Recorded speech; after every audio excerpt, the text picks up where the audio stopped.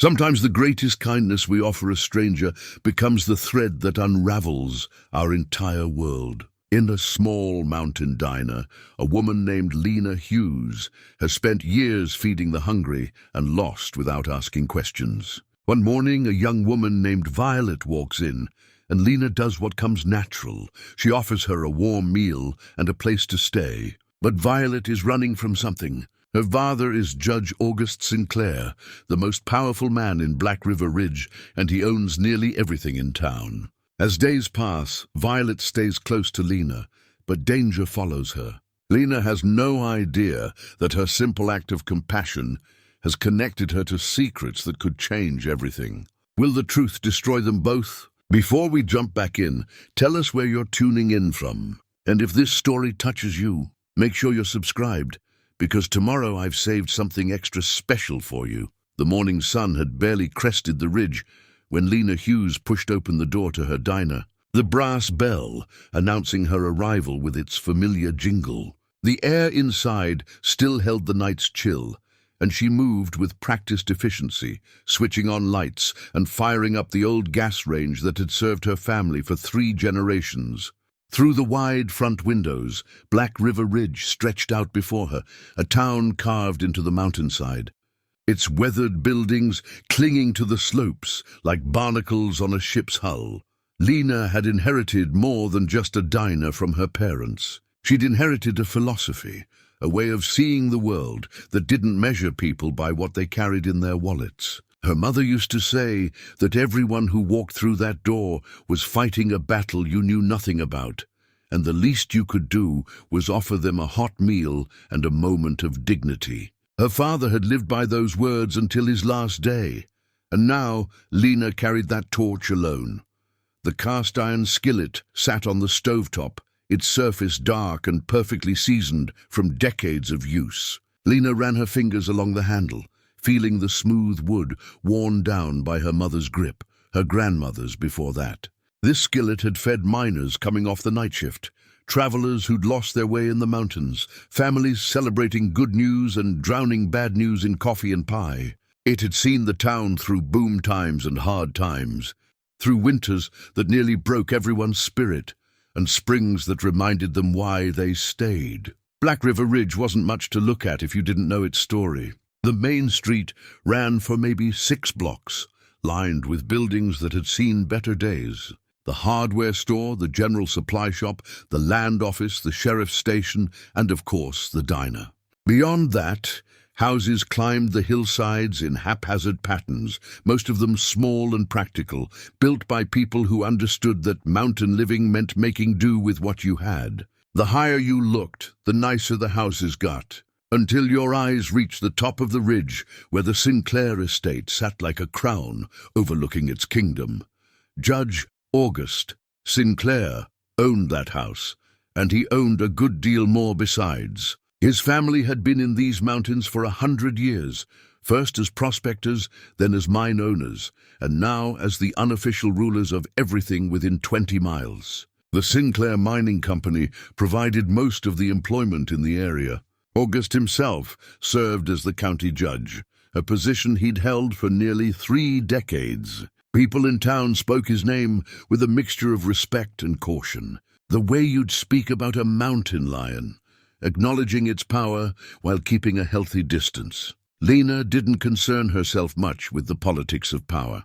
She ran her diner, paid her taxes, and treated everyone who walked through her door the same, regardless of whether they worked in the mines or sat in the judge's chambers. That independence had cost her nothing so far, mostly because she kept her head down and her opinions to herself. The diner occupied neutral ground, a place where miners could sit next to supervisors, where disagreements got checked at the door, along with the mud from everyone's boots. The bell above the door jingled again, and Pauline Brooks bustled in with a gust of cold air and the energy of someone who'd been up for hours already. Pauline had worked at the diner for 15 years, first alongside Lena's mother, and now as Lena's right hand and closest friend. She was 10 years older than Lena's 42, with silver threading through her dark hair and laugh lines that spoke of a woman who'd found reasons to smile despite life's hardships. "Morning," Pauline said, already tying on her apron. Saw lights on at the Sinclair place when I drove past. Whole place was lit up like Christmas. Probably just got home late from somewhere, Lena said, cracking eggs into a bowl. Not our concern. Everything that family does becomes everyone's concern eventually, Pauline replied, but she said it without heat. It was just a statement of fact, the way you'd mentioned that winter would come, or that water ran downhill. They worked in comfortable silence, the rhythm of morning preparation as familiar as breathing. Pauline started the coffee, that rich aroma filling the diner and mixing with the smell of bacon hitting the griddle. Lena mixed batter for pancakes and biscuits, her hands moving through motions she could perform in her sleep. By the time they unlocked the front door at 6 o'clock, the diner was ready to receive whoever the day would bring. The regulars started arriving within minutes. First came the miners heading to the early shift, men with weathered faces and strong hands who ordered coffee black and breakfast hearty. Then the ranch hands from the properties to the south, followed by the early risers who just liked the company and the warmth. Each person who entered got the same greeting from Lena, a genuine smile and a question about how they were doing. She remembered their usual orders, their families' names, the small details that made people feel seen. Sheriff Roland Kemp arrived around 7, taking his customary seat at the counter. Roland was approaching 60, with steel-gray hair and eyes that missed very little. He'd been sheriff for 25 years, and before that, his father had held the position. The Kemps were one of the few families in the area with roots as deep as the Sinclairs, though they'd chosen public service instead of private enterprise. Roland ordered the same thing every morning, 2 eggs over easy, wheat toast and coffee with just a touch of cream. "How's the ridge treating you, Lena?" he asked, his voice carrying the gentle warmth of a man who genuinely cared about the answer. "Same as always, Roland." "Can't complain." She poured his coffee with the ease of long practice. "You look tired." "Late night? Judge Sinclair had me up at the estate until near midnight. Some business about property disputes and mining rights. You know how he gets when he's working on something." Roland's tone was carefully neutral, but Lena had known him long enough to hear the weariness underneath. Being sheriff in a town where one man held most of the power meant walking a constant tightrope. "Well, you're off duty now," Lena said. "At least for as long as it takes you to finish breakfast." The morning proceeded in its usual patterns. Conversations rose and fell around the diner, mixing with the clatter of plates and the hiss of the griddle. Lena moved between the kitchen and the floor, checking on customers, refilling coffee, making sure everyone had what they needed. This was her world, contained and manageable, built on simple exchanges and honest work. Around 9 o'clock, the breakfast rush began to thin out. That's when Hank Wolford shuffled in, moving slowly on legs that had spent 40 years underground in the mines. Hank was 78 and had more stories about Black River Ridge than anyone alive. He'd worked for the Sinclairs back when August's father ran the operation, and he'd seen the town transform from a rough mining camp into something resembling civilization. "Miss Lena," Hank greeted her, settling into his favorite booth by the window. "How's the mountain this morning?" "Still standing, Hank, still standing." It was their usual exchange. Comforting in its predictability, she brought him his breakfast without asking, oatmeal with brown sugar, wheat toast, and green tea instead of coffee on account of his heart. They chatted briefly about the weather, about Hank's grandchildren down in Colorado, about nothing in particular. These small moments of connection were what Lena valued most about the diner. She wasn't just serving food. She was maintaining the threads that held a community together. By 10 o'clock, the morning shift was done, and Lena finally sat down with her own cup of coffee. Pauline joined her, and they went over the day's supplies and what needed ordering. The diner ran on thin margins, but they made it work. Lena owned the building outright, inherited clear of debt, which gave her a freedom most small business owners never knew. She could afford to slip free meals to people who needed them, could extend credit to families going through rough patches. Her parents had run the place the same way, and somehow it always balanced out. "You ever think about doing something else?" Pauline asked, a question that came up maybe once a year between them. You could sell this place, move to a city somewhere. You're still young enough to start over.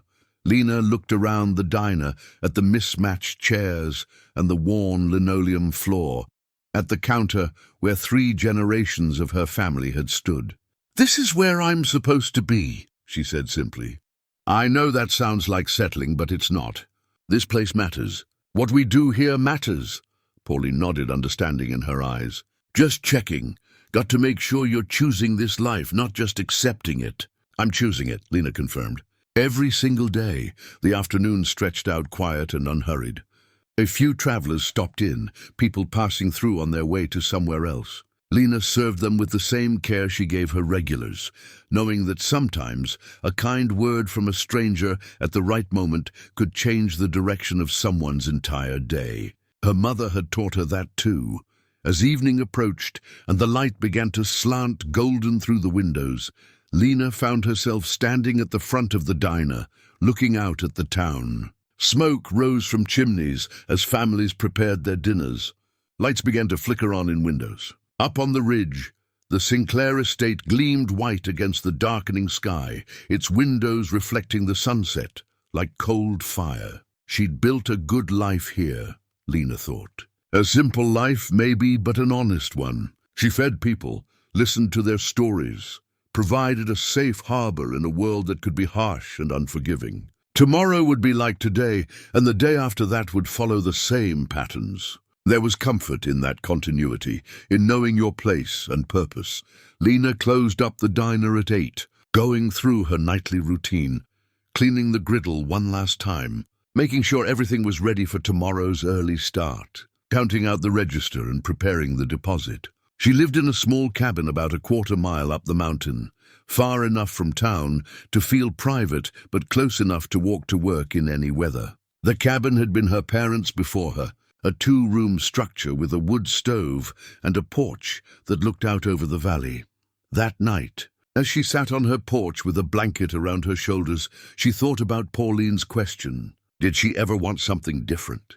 The honest answer was no, and she felt no shame in that. She'd had her adventures when she was younger, had spent a few years down in Denver trying the city life. But the mountains had called her back, and she'd returned to find her parents aging and the diner struggling. She'd stepped in naturally, slipping into the role as easily as she might put on an old coat.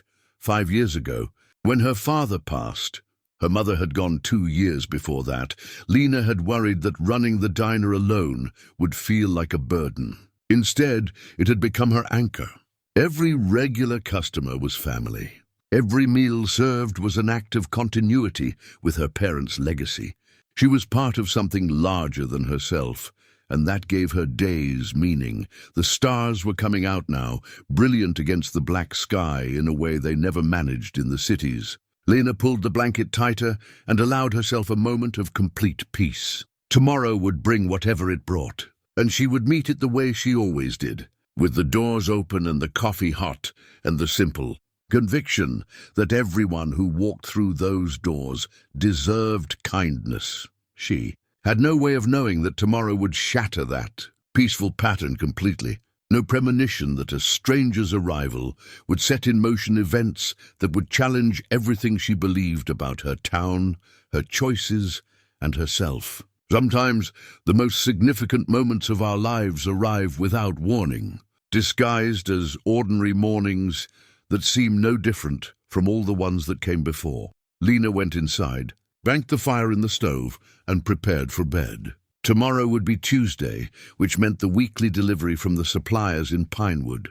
She'd need to be at the diner early to receive it. It would be, she assumed, a day like any other. She couldn't have been more wrong.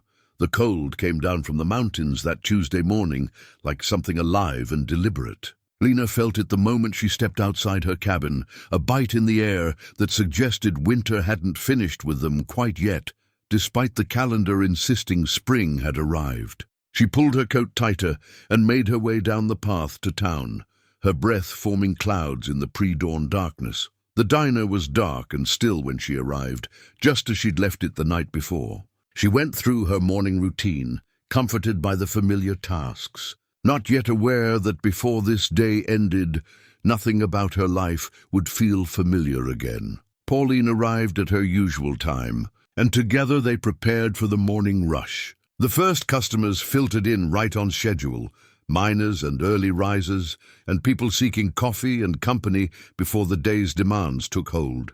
Everything proceeded normally until just past 8 o'clock.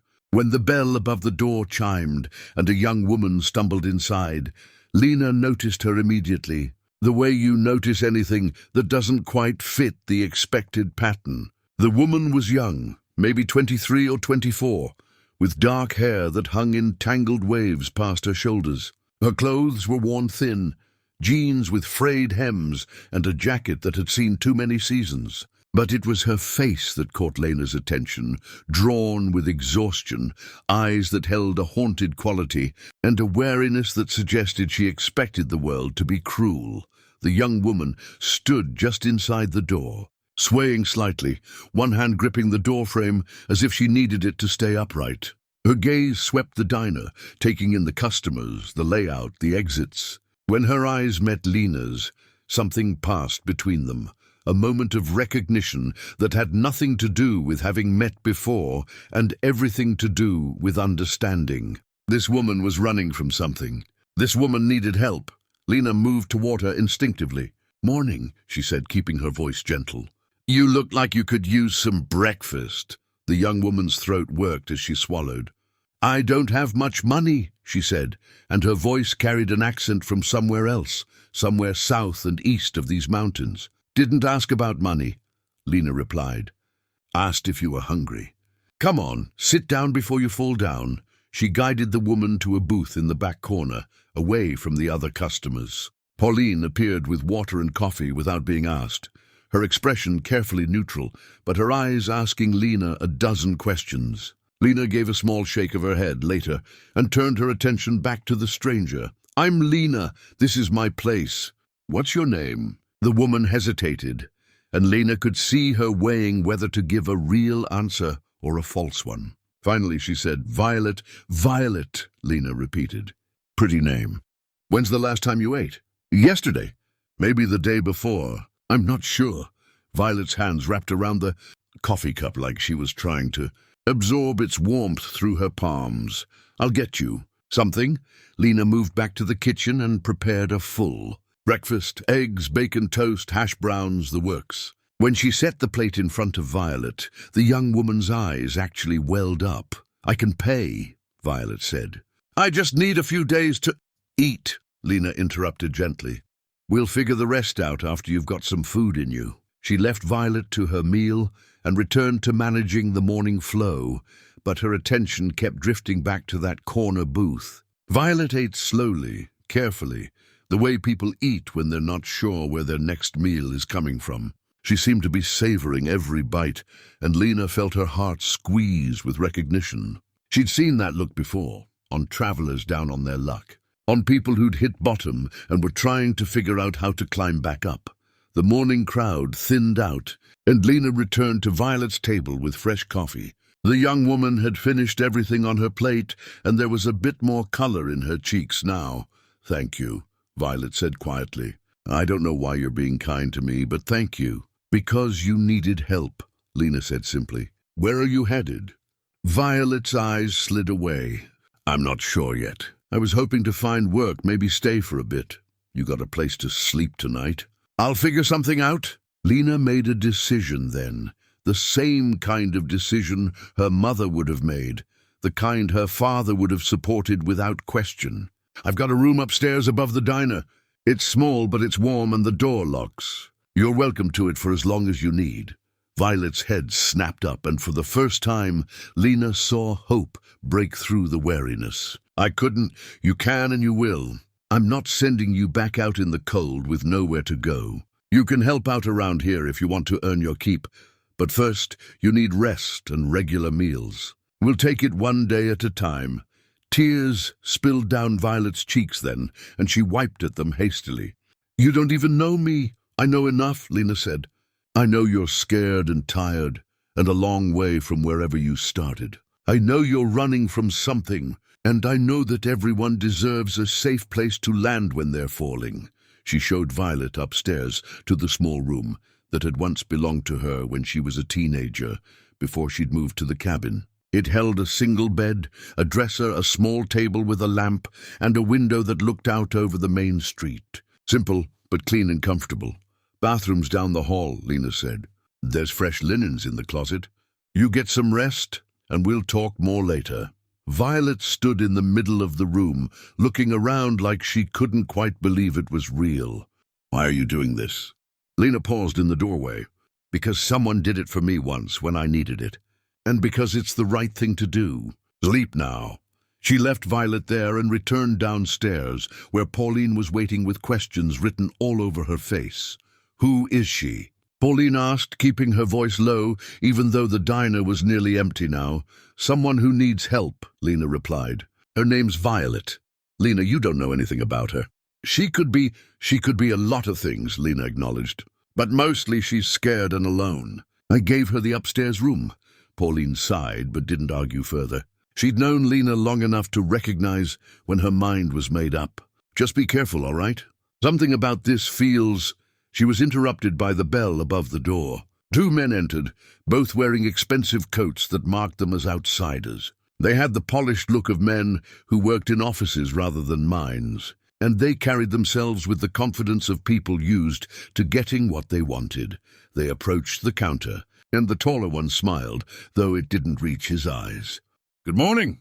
We're looking for someone, a young woman, early 20s, dark hair. She might have passed through here recently. Have you seen anyone matching that description? Lena felt something cold settle in her stomach. She kept her expression neutral and her voice pleasant.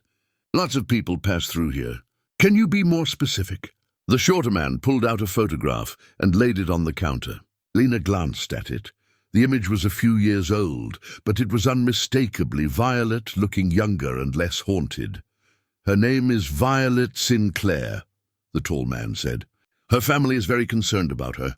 They just want to make sure she's safe. Sinclair. The name landed like a stone in still water, sending ripples through everything Lena thought she understood about the situation. She looked at the photograph again, then at the men, and made a choice. Haven't seen her. Sorry, I can't help you. The tall man's smile tightened slightly. You're sure? Maybe she came in for food, didn't give a name. I see a lot of faces every day, Lena said, meeting his eyes steadily. If she came through here, I don't remember her. The shorter man pulled out a business card and placed it on the counter. If you do see her, please call this number immediately. Judge Sinclair is extremely worried about his daughter. They left, and Lena stood very still, staring at the card. Judge August Sinclair, the most powerful man in Black River Ridge, and upstairs, sleeping in her spare room, was his daughter, running from him with such desperation that she'd rather sleep on the street than let him find her. Pauline moved to stand beside her. Did you just lie to Judge Sinclair's men? I did, Lena confirmed. Do you know what you've done? Lena, he owns half this county. If he finds out, then he finds out, Lena said quietly. But that girl upstairs is terrified, and I'm not handing her over to people who send men in expensive coats to hunt her down. Something's wrong here, Pauline. Something's very wrong. She picked up the business card and tucked it into her apron pocket. Then she looked up at the ceiling, toward the room where Violet slept, unaware that her father's men had already tracked her this far. Lena had spent her whole life avoiding the complications that came with the Sinclair family. She'd kept her head down, minded her business, stayed in her lane. But sometimes, she thought, a choice gets made for you by circumstance and conscience. Sometimes you can't look away from someone who needs help, even when helping them might cost you everything. She'd crossed a line this morning, and there was no going back. That evening, after the diner closed, Lena found Violet sitting on the bed in the upstairs room, staring out the window at the lights of the town below. The young woman had showered and changed into clean clothes from her worn backpack, and she looked a bit less like she might shatter at any moment. You should know, Lena said from the doorway. 2 men came by today looking for you. They said your father is worried. Violet's whole body went rigid. You told them I was here? I told them I hadn't seen you. Lena moved into the room and sat in the chair by the small table. "They said your last name is Sinclair." "It is," Violet whispered. "Judge August Sinclair is my father, and you're running from him." "Yes. Why?" Violet was quiet for a long moment, her hands twisted together in her lap. When she finally spoke, her voice was barely audible. "Because I found out the truth about what he did to my mother. Because I have proof of things that could destroy him. Because if he finds me, I don't know if I'll survive it." Lena absorbed this, feeling the weight of it settle around her shoulders. "Do you want to tell me more, or do you need more time?" "I need more time," Violet said. "But I need you to know that staying here puts you in danger. If my father finds out you're hiding me, let me worry about that," Lena interrupted gently. "You get some rest. Tomorrow we'll figure out the next step. For tonight you're safe here. I promise you that." She left Violet there and descended the stairs to the dark, quiet diner below. Through the windows, she could see up to the ridge, where the Sinclair estate blazed with lights against the night sky. Somewhere in that house was a man powerful enough to bend the entire town to his will, and Lena had just put herself directly in his path.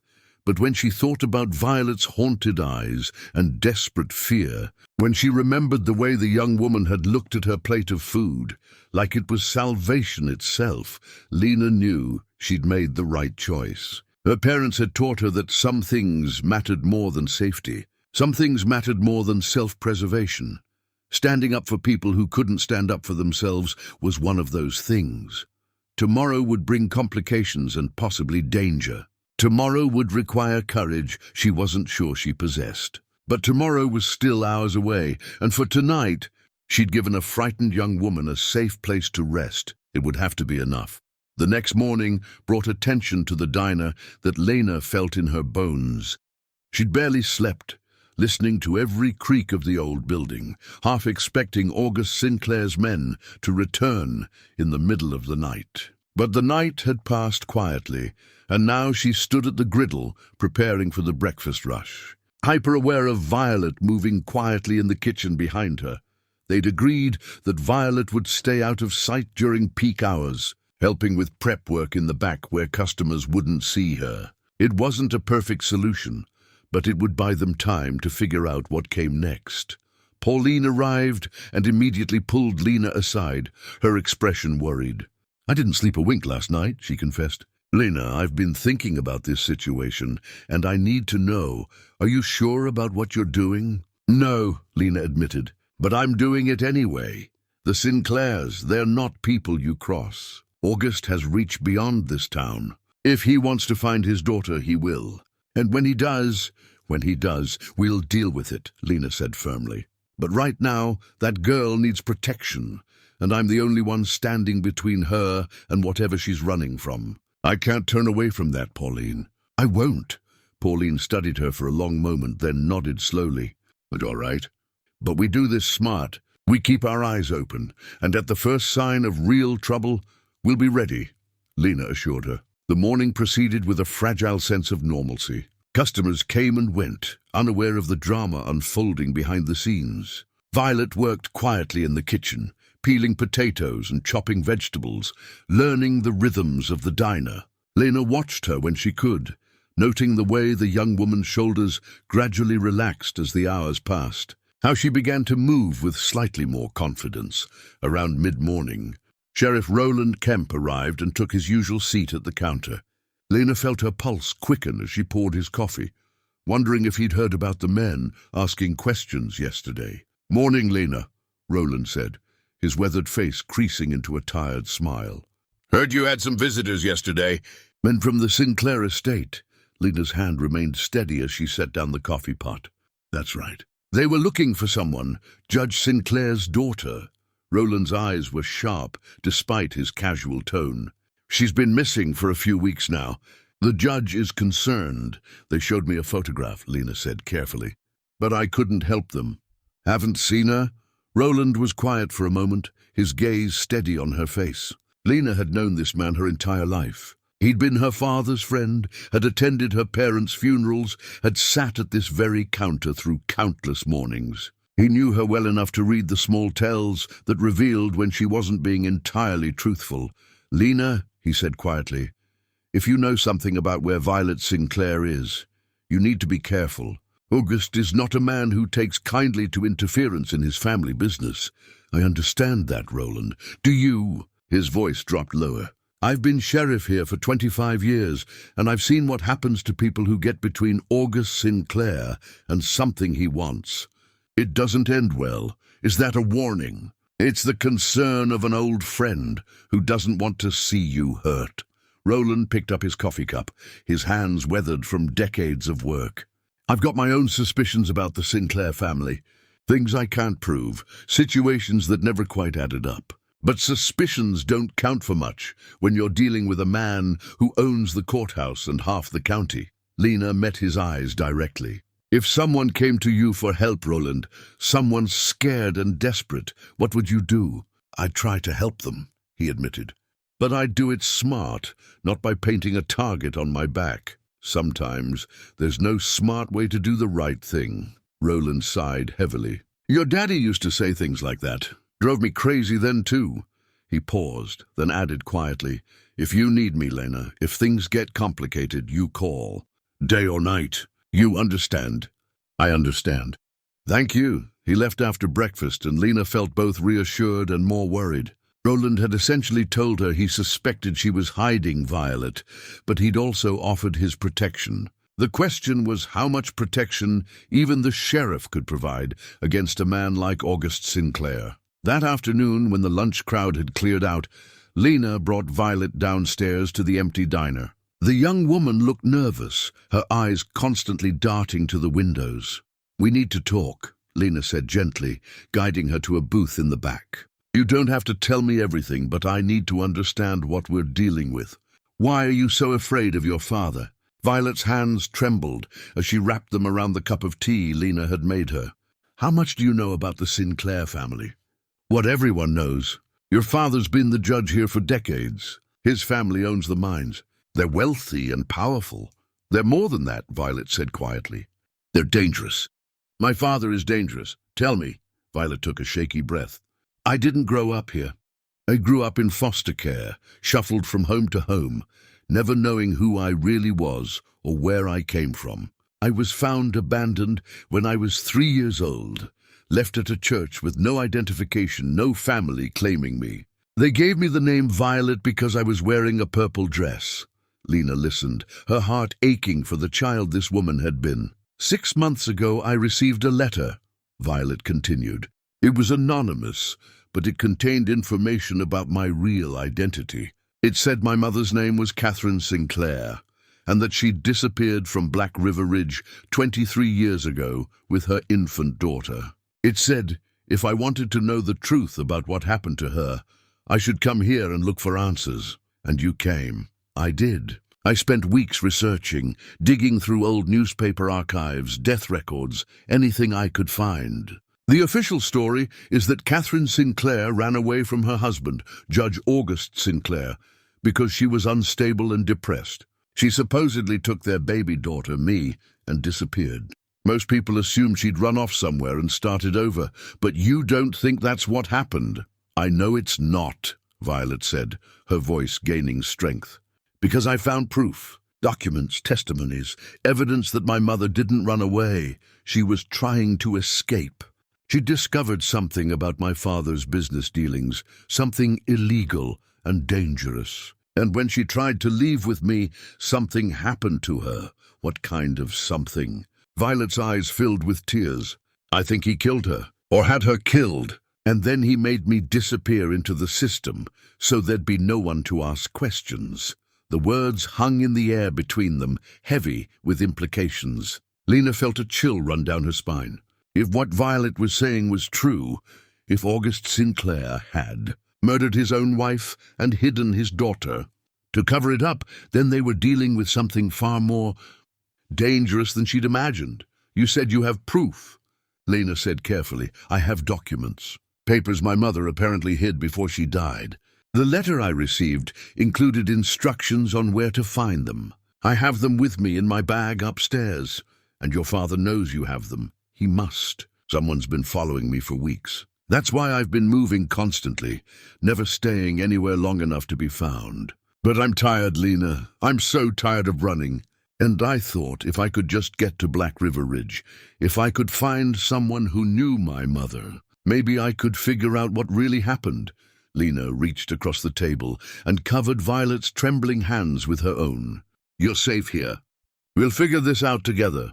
You don't understand what you're risking. My father has power, real power. He can make problems disappear. He can make people disappear. Then we'll have to make sure that doesn't happen, Lena said with more confidence than she felt. That evening, after the diner closed, Pauline lingered while Lena locked up. They hadn't had a chance to talk privately all day, and now Pauline's worry was written clearly across her face. She told you, didn't she? Pauline asked. About why she's running.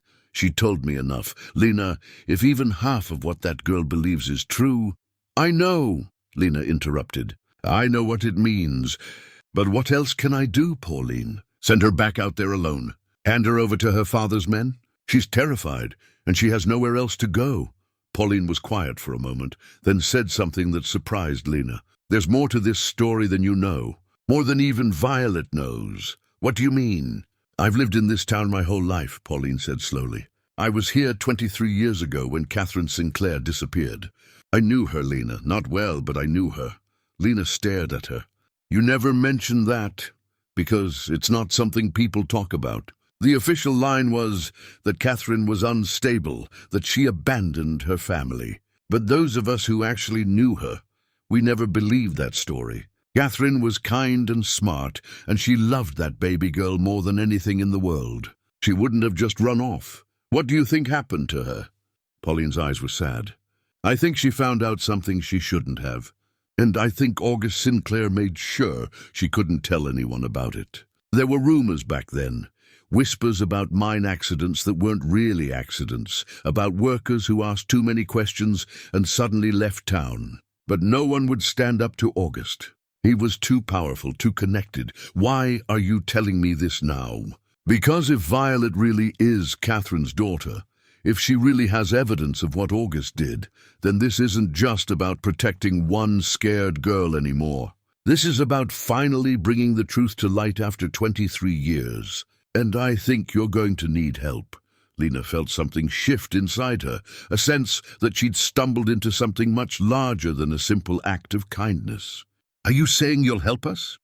I'm saying Catherine Sinclair deserves justice. And if her daughter is the one brave enough to fight for it, then yes, I'll help however I can. They stood together in the empty diner. Two women making a decision that would change everything. Outside, night had fallen completely, and up on the ridge, the Sinclair estate glowed against the darkness like a warning beacon. Lena thought about Violet upstairs, probably sitting by the window, watching those same lights and wondering if her father knew where she was. She thought about Catherine Sinclair, a woman she'd never met, who'd apparently died trying to protect her daughter and expose the truth, and she thought about her own parents, who'd taught her that the measure of a person wasn't found in what they did when it was easy, but in what they did when it was hard, when doing the right thing came with a cost. Tomorrow, Lena said to Pauline, let's start digging. Let's find out what really happened 23 years ago. If we're going to protect Violet, we need to understand exactly what we're up against. Pauline nodded. I know someone who might be able to help. Old Hank Wilford. He worked at the mines back then. He knew the Sinclair family better than most. Then we'll talk to Hank. They parted ways, and Lena climbed the stairs to check on Violet before heading home. She found the young woman curled up in the chair by the window, a worn leather satchel clutched in her lap. Is that— Lena began. The evidence, Violet confirmed. Everything my mother left behind. I carry it everywhere. I'm too afraid to let it out of my sight. Lena looked at the satchel, understanding now that it represented more than just documents and proof. It represented Catherine Sinclair's last act of love for her daughter, leaving behind the tools she'd need to fight back, even knowing she wouldn't survive to use them herself. We're going to figure this out, Lena promised. You're not alone anymore, Violet. And your mother's story, the truth about what happened to her, it's going to come to light. I promise you that.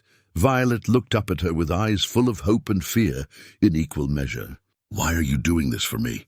You don't even know me. Because someone has to, Lena said simply.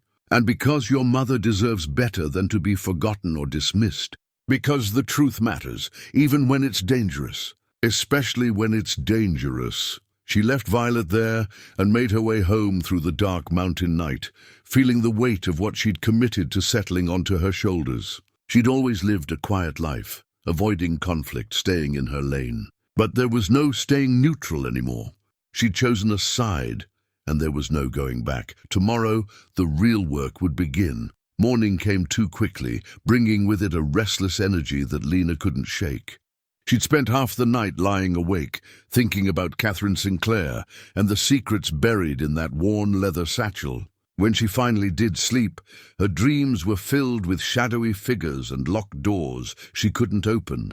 Violet was already awake when Lena arrived at the diner, moving quietly through the kitchen as if she'd been doing it for years rather than days. There was something different about her this morning, a subtle shift in the way she carried herself, as though sharing her story had lifted some of the weight she'd been carrying alone. I couldn't sleep, Violet admitted when she saw Lena. So I started prep work. I hope that's all right.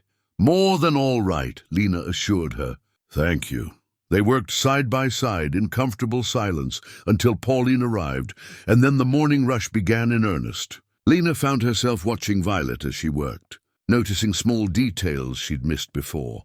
The way Violet's hands moved with unexpected grace when she chopped vegetables, suggesting skills learned from necessity rather than training. The haunted look that would occasionally cross her face when she thought no one was watching, as if she was remembering things she'd rather forget.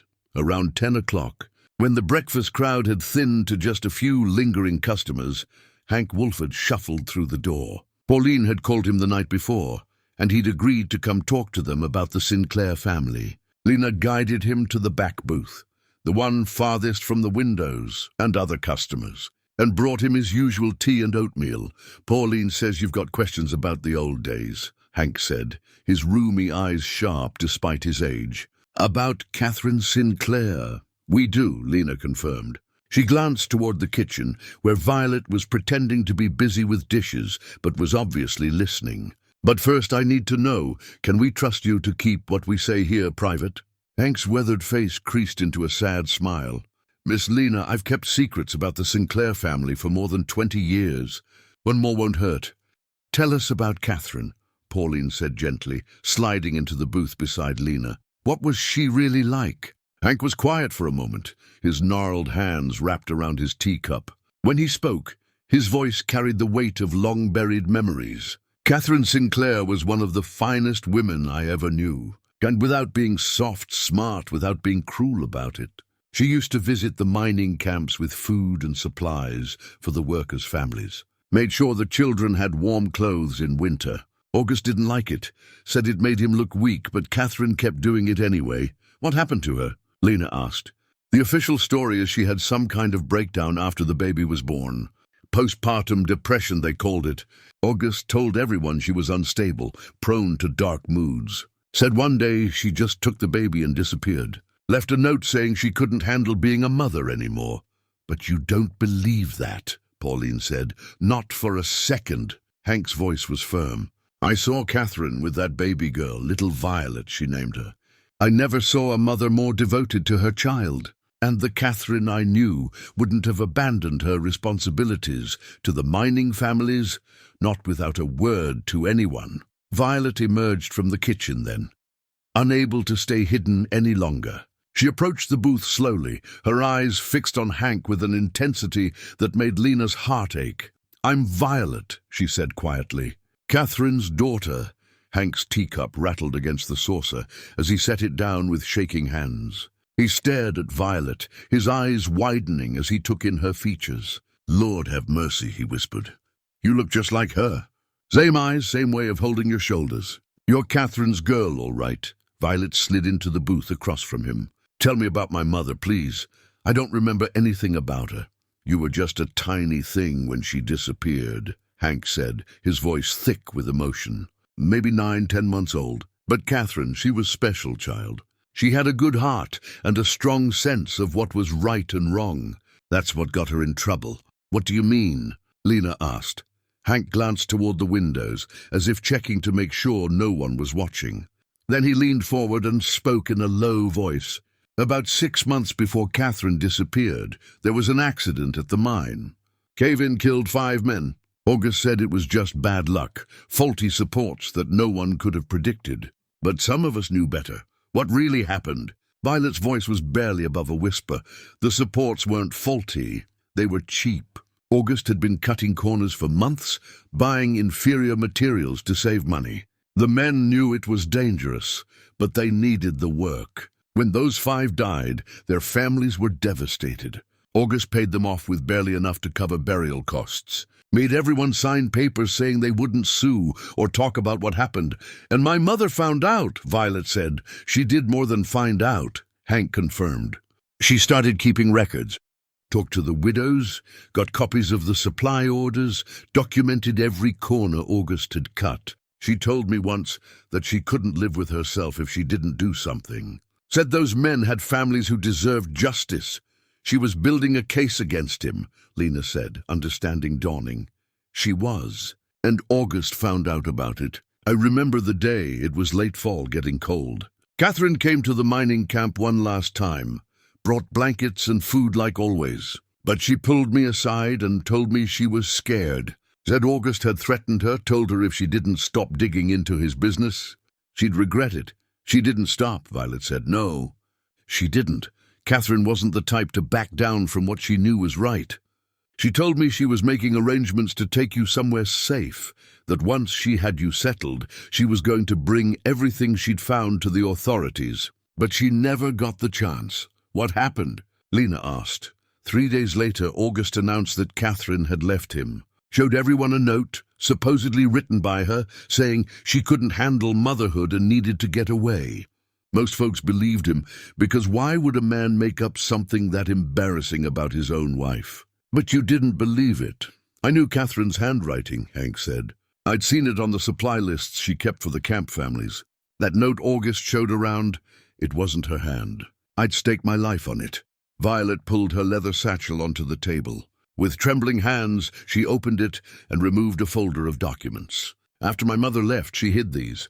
Someone sent me a letter 6 months ago telling me where to find them. Look at this. She spread several papers across the table. They were old and yellowed, but the handwriting was clear and feminine. Supply orders, accident reports, witness statements, all meticulously documented. That's Catherine's hand, Hank breathed, running his finger over one of the documents. Lord, she kept everything. There's more, Violet said. She pulled out a photograph, its edges worn from handling. It showed a young woman with dark hair and gentle eyes, holding an infant. Behind them rose the familiar outline of the Sinclair estate. On the back, written in elegant script, were the words, "My little Violet, my heart." Hank's eyes filled with tears. She loved you so much. You need to know that. Whatever happened to her, whatever August did, it was because she was trying to protect you and give those dead miners' families justice. Do you think he killed her? Violet asked the question that had been hovering unspoken over the table. Hank was quiet for a long moment. I think Catherine Sinclair got out of Black River Ridge with you in her arms, and I think she tried to hide. But August has long arms and deep pockets. I think he found her eventually, and I think he made sure she could never testify against him. As for you, I think he decided you'd be less trouble lost in the system somewhere than raised by relatives who might ask questions. There's something else, Violet said. She pulled out a small item wrapped in cloth, a silver pocket watch. When she opened it, they could see an inscription inside. A.S. Time reveals all truth. 1982. That belonged to August's father, Hank said, recognition in his eyes. He gave it to August when he took over the mining operation. My mother had it, Violet said. It was with the documents she hid. Why would she have kept it? Lena looked at the watch, thinking. Maybe it's proof that she had access to his private belongings. Or maybe there's something specific about it that's significant. The date, Pauline said suddenly. 1982. What happened that year? That was the year August took over full control of the mining company, Hank said slowly. His father died that spring, supposedly a heart attack. August was barely 30, but he stepped right into his father's position. Within a year, he'd tripled profits by cutting costs. Cutting safety costs, Lena clarified. Among other things, Hank confirmed. There were rumors even then, whispers, that the old man's death hadn't been natural, that August had been impatient to take over. But nothing was ever proven. They sat in silence, absorbing the weight of what they were piecing together. Catherine Sinclair hadn't just stumbled onto evidence of corner-cutting at the mines. She'd apparently uncovered a pattern of corruption and possibly murder that stretched back decades. No wonder he wanted her silenced, Pauline said quietly. The question is, what do we do now? Lena looked around the table at each of them. Violet has evidence, but August is the county judge. The sheriff answers to him. The town council is packed with people he's appointed. Who exactly do we take this to?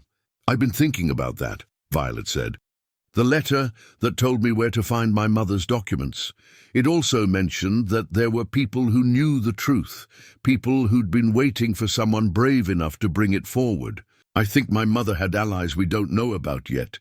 We need to find them, Lena said. We need to build a case so airtight that even August Sinclair's power can't suppress it. That's dangerous, Hank warned. The more people who know what you're doing, the more likely it is that word gets back to August. Everything about this is dangerous, Violet said. And for the first time since Lena had met her, she heard steel in the young woman's voice. But I'm done running.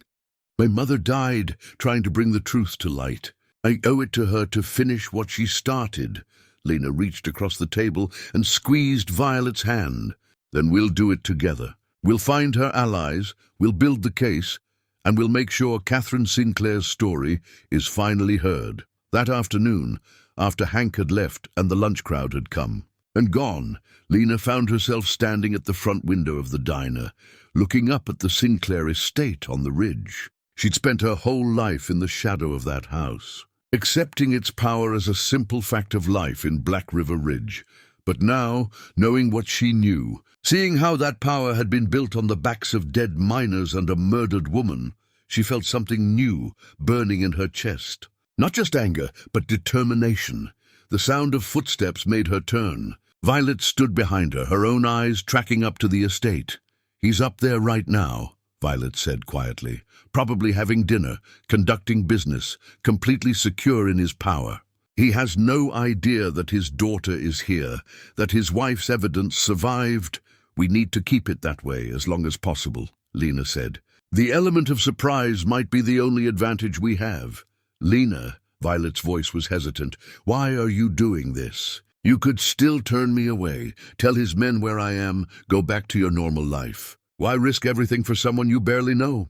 Lena considered the question, thinking about her parents and the values they'd instilled in her. Because normal isn't always right, she finally said. Because I've spent my whole life feeding people and trying to make their days a little easier, but I've never really stood up and fought for something. Maybe it's time I did. Maybe it's time someone in this town said that August Sinclair doesn't get to own everything, including the truth. Violet's eyes shimmered with tears. Thank you, she whispered. That night, after the diner closed, Lena walked Violet through the documents one more time, familiarizing herself with every detail of Catherine Sinclair's evidence. The more she read, the more horrified she became. This wasn't just about one mine accident or one murdered woman. This was about decades of systematic abuse, workers exploited, safety ignored. Anyone who complained either paid off or silenced permanently, and at the center of it all was August Sinclair, protected by his position, his wealth, and the fear he inspired in anyone who might challenge him. But fear only worked when people stood alone. Together, Lena thought they might have a chance. Together, they might finally bring the truth into the light where it belonged. She just hoped they'd live long enough to see it happen. The following days passed in a strange suspension between normal routine and mounting tension. The diner operated as it always had on the surface. Meals served, coffee poured, conversations flowing among the regulars. But underneath, Something profound was shifting. Violet had begun to emerge from her shell, no longer hiding constantly in the kitchen. She served tables during slower periods, her natural warmth connecting with customers who had no idea they were sharing space with August Sinclair's missing daughter.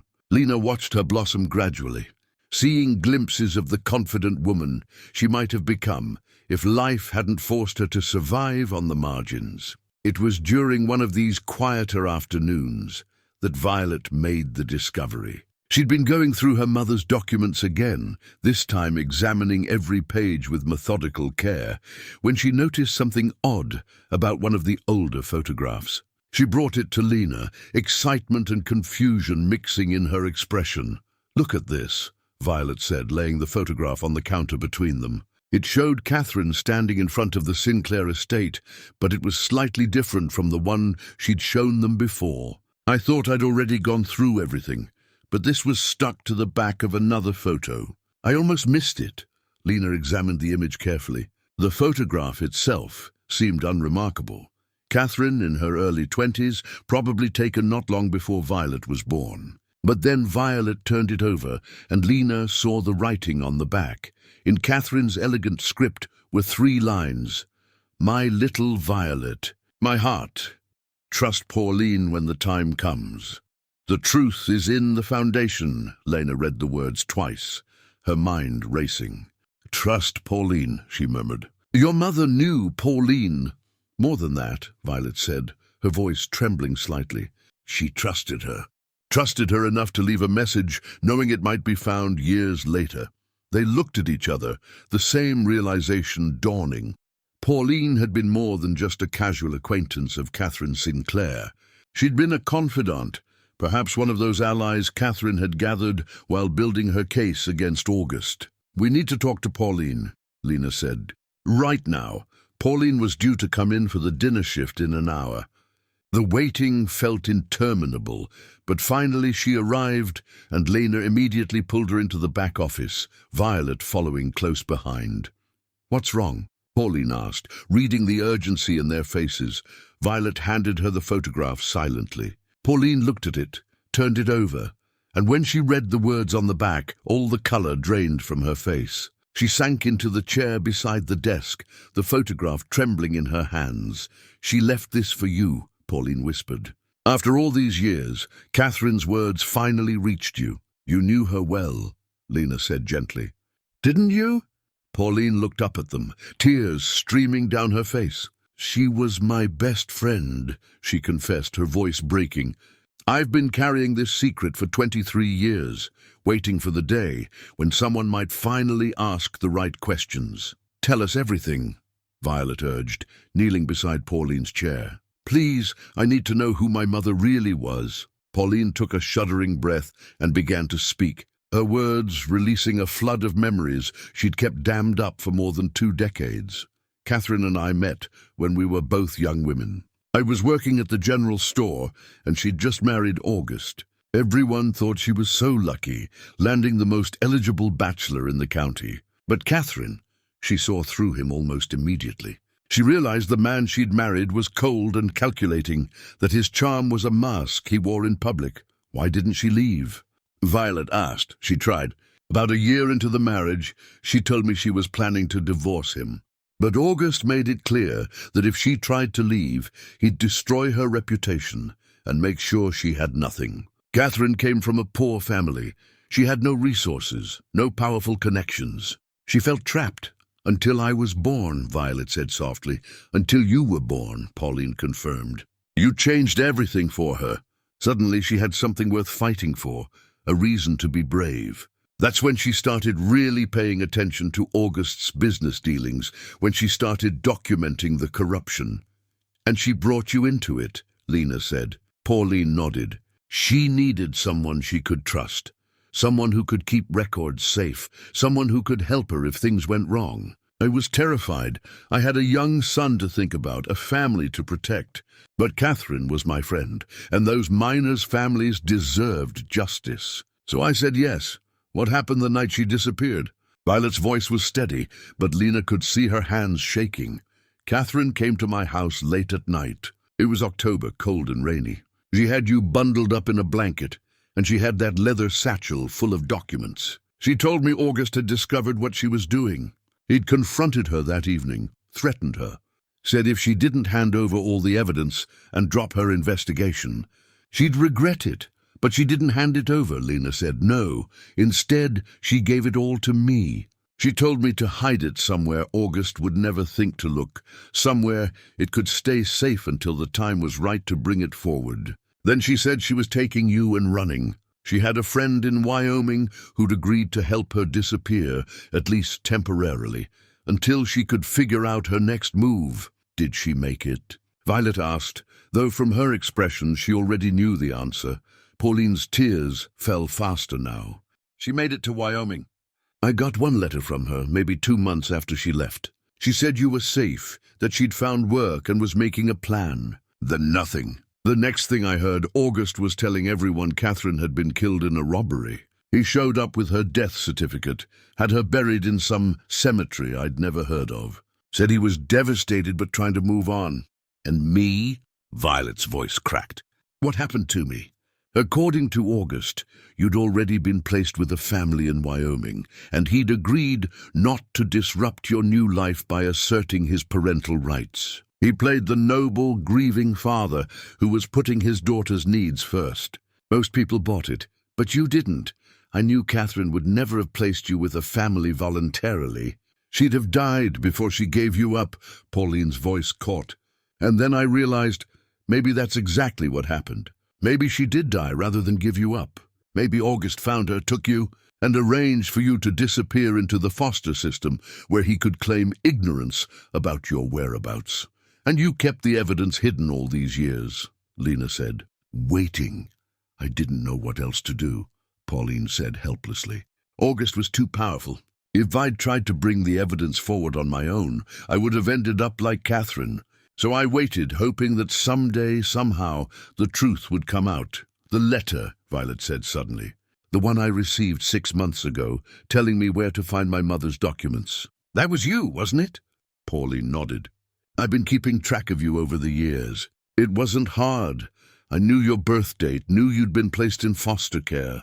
I watched from a distance as you grew up, making sure you were safe, waiting for you to be old enough and strong enough to handle the truth. When you turned 23, the same age Catherine was when she first stood up to August, I thought it was time. So I sent you the letter.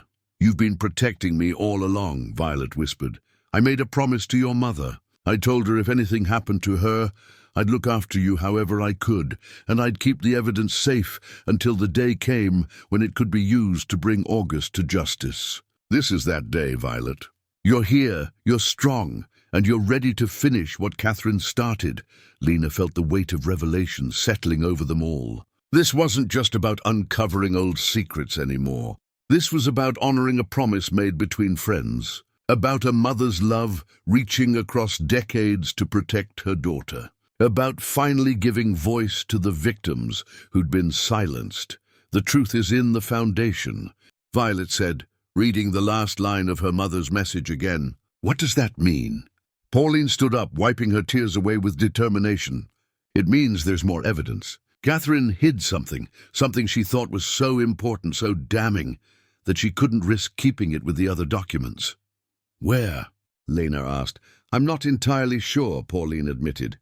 But I have ideas. The foundation, it could be literal or metaphorical. Either the foundation of something physical or the foundation of August's entire operation. The mines, Violet said suddenly. The foundation of his wealth and power. That's where it must be. Or the estate itself, Lena suggested. The foundation of his house. We'll need to search both, Pauline said, but carefully. We can't tip our hand before we're ready. Over the next few days, they began to plan. Hank became an invaluable resource. His decades of experience in the mines, giving them detailed knowledge of the layout and operations. He mentioned that there were old sections of the mine system that had been closed off years ago, areas that August's current workers never accessed, but that existed on the original blueprints. If Catherine wanted to hide something in the mines, Hank said, those abandoned sections would be perfect. August never goes down there himself anymore, and the current mine boss doesn't have reason to explore areas that aren't profitable. Can we get access? Violet asked. I can get you in, Hank confirmed. I still have my old employee pass. They never bothered to revoke it when I retired. The security at the mine is pretty lax for areas that aren't actively producing. Most of the guards are concerned with keeping people out of the working sections where the valuable ore is. Meanwhile, the danger was escalating in ways they couldn't ignore. August Sinclair himself began appearing at the diner with increasing frequency, not overtly threatening, but clearly sending a message. He'd order coffee, exchange pleasantries with the other customers, and watch everything with those cold, calculating eyes. The first time he came in after Violet had started working the floor, Lena's heart nearly stopped. But Violet showed remarkable composure, staying in the kitchen until August left, though Lena could see her trembling afterward. He knows something, Violet said when they were alone. Maybe not that I'm here specifically, but he knows someone's digging into the past. He's watching, waiting for someone to make a mistake. Then we won't make one, Lena said, with more confidence than she felt. Sheriff Roland Kemp had also become a more frequent presence, though Lena understood he was trying to protect them rather than surveil them. He'd drop hints during his morning visits, mentions of increased activity from August's security team, warnings about men asking questions around town, suggestions that they be careful about who they trusted. One morning, Roland pulled Lena aside and spoke quietly. I found something you should know about. My father kept journals, detailed records of everything that happened during his time as sheriff. I've been going through them, and there are entries about Catherine Sinclair's disappearance. What did they say? Lena asked. That he helped her leave town. He drove her to the bus station himself, made sure she got safely away. But there's more. He wrote that August came to him about a week later, asking if he'd seen Catherine. My father lied, said he hadn't, but August threatened him, told him that if Catherine ever showed up causing trouble, my father would be the first person held accountable. Your father was scared of him, terrified, and with good reason. The entries from after Catherine's death are troubling. My father clearly suspected August had something to do with it, but he felt powerless to investigate. August was already too influential, too well-connected. My father retired early because of it, couldn't live with himself for not standing up when it mattered. I'm sorry, Roland. Don't be sorry. Use this. My father's journals could be part of the case against August. Their first-hand testimony from a law enforcement officer documenting his suspicions and August's threats. Combined with what Violet has, with what Pauline knows, we're building something real here. That evening, as Lena locked up the diner, she thought about all the pieces coming together. Catherine's documents, Pauline's testimony, Hank's knowledge, Roland's father's journals, and somewhere hidden in a foundation, literal or metaphorical, was the final piece that would make the case unassailable. They were getting close. She could feel it. But she could also feel August Sinclair's attention focusing on them like a beam of cold light. The next phase would be the most dangerous, actually retrieving whatever Catherine had hidden, bringing all the evidence together, and then going public in a way that August couldn't suppress. Violet joined her at the front of the diner, both of them looking up at the estate on the ridge. My mother stood up there once, Violet said softly, looking down at this town, knowing what she had to do even though it terrified her. She found the courage to fight him. I have to do the same. You won't do it alone, Lena reminded her. We're all in this together now, I know. And that's what gives me hope. My mother had allies. You, Pauline, Hank, even Sheriff Kemp's father. Good people who couldn't act openly, but who never stopped caring about the truth. Now it's our turn to finish what they started. They stood together in the growing darkness, two women bound by circumstance and conviction, knowing that the hardest part was still ahead, but knowing, too, that they wouldn't turn back. The plan to search the abandoned mine sections came together over the course of several careful conversations. They couldn't all go. That would attract too much attention. Finally, they decided that Hank would take Violet, using his old credentials and knowledge of the mine system. If anyone questioned them, he'd say he was showing his granddaughter where he'd worked for so many years.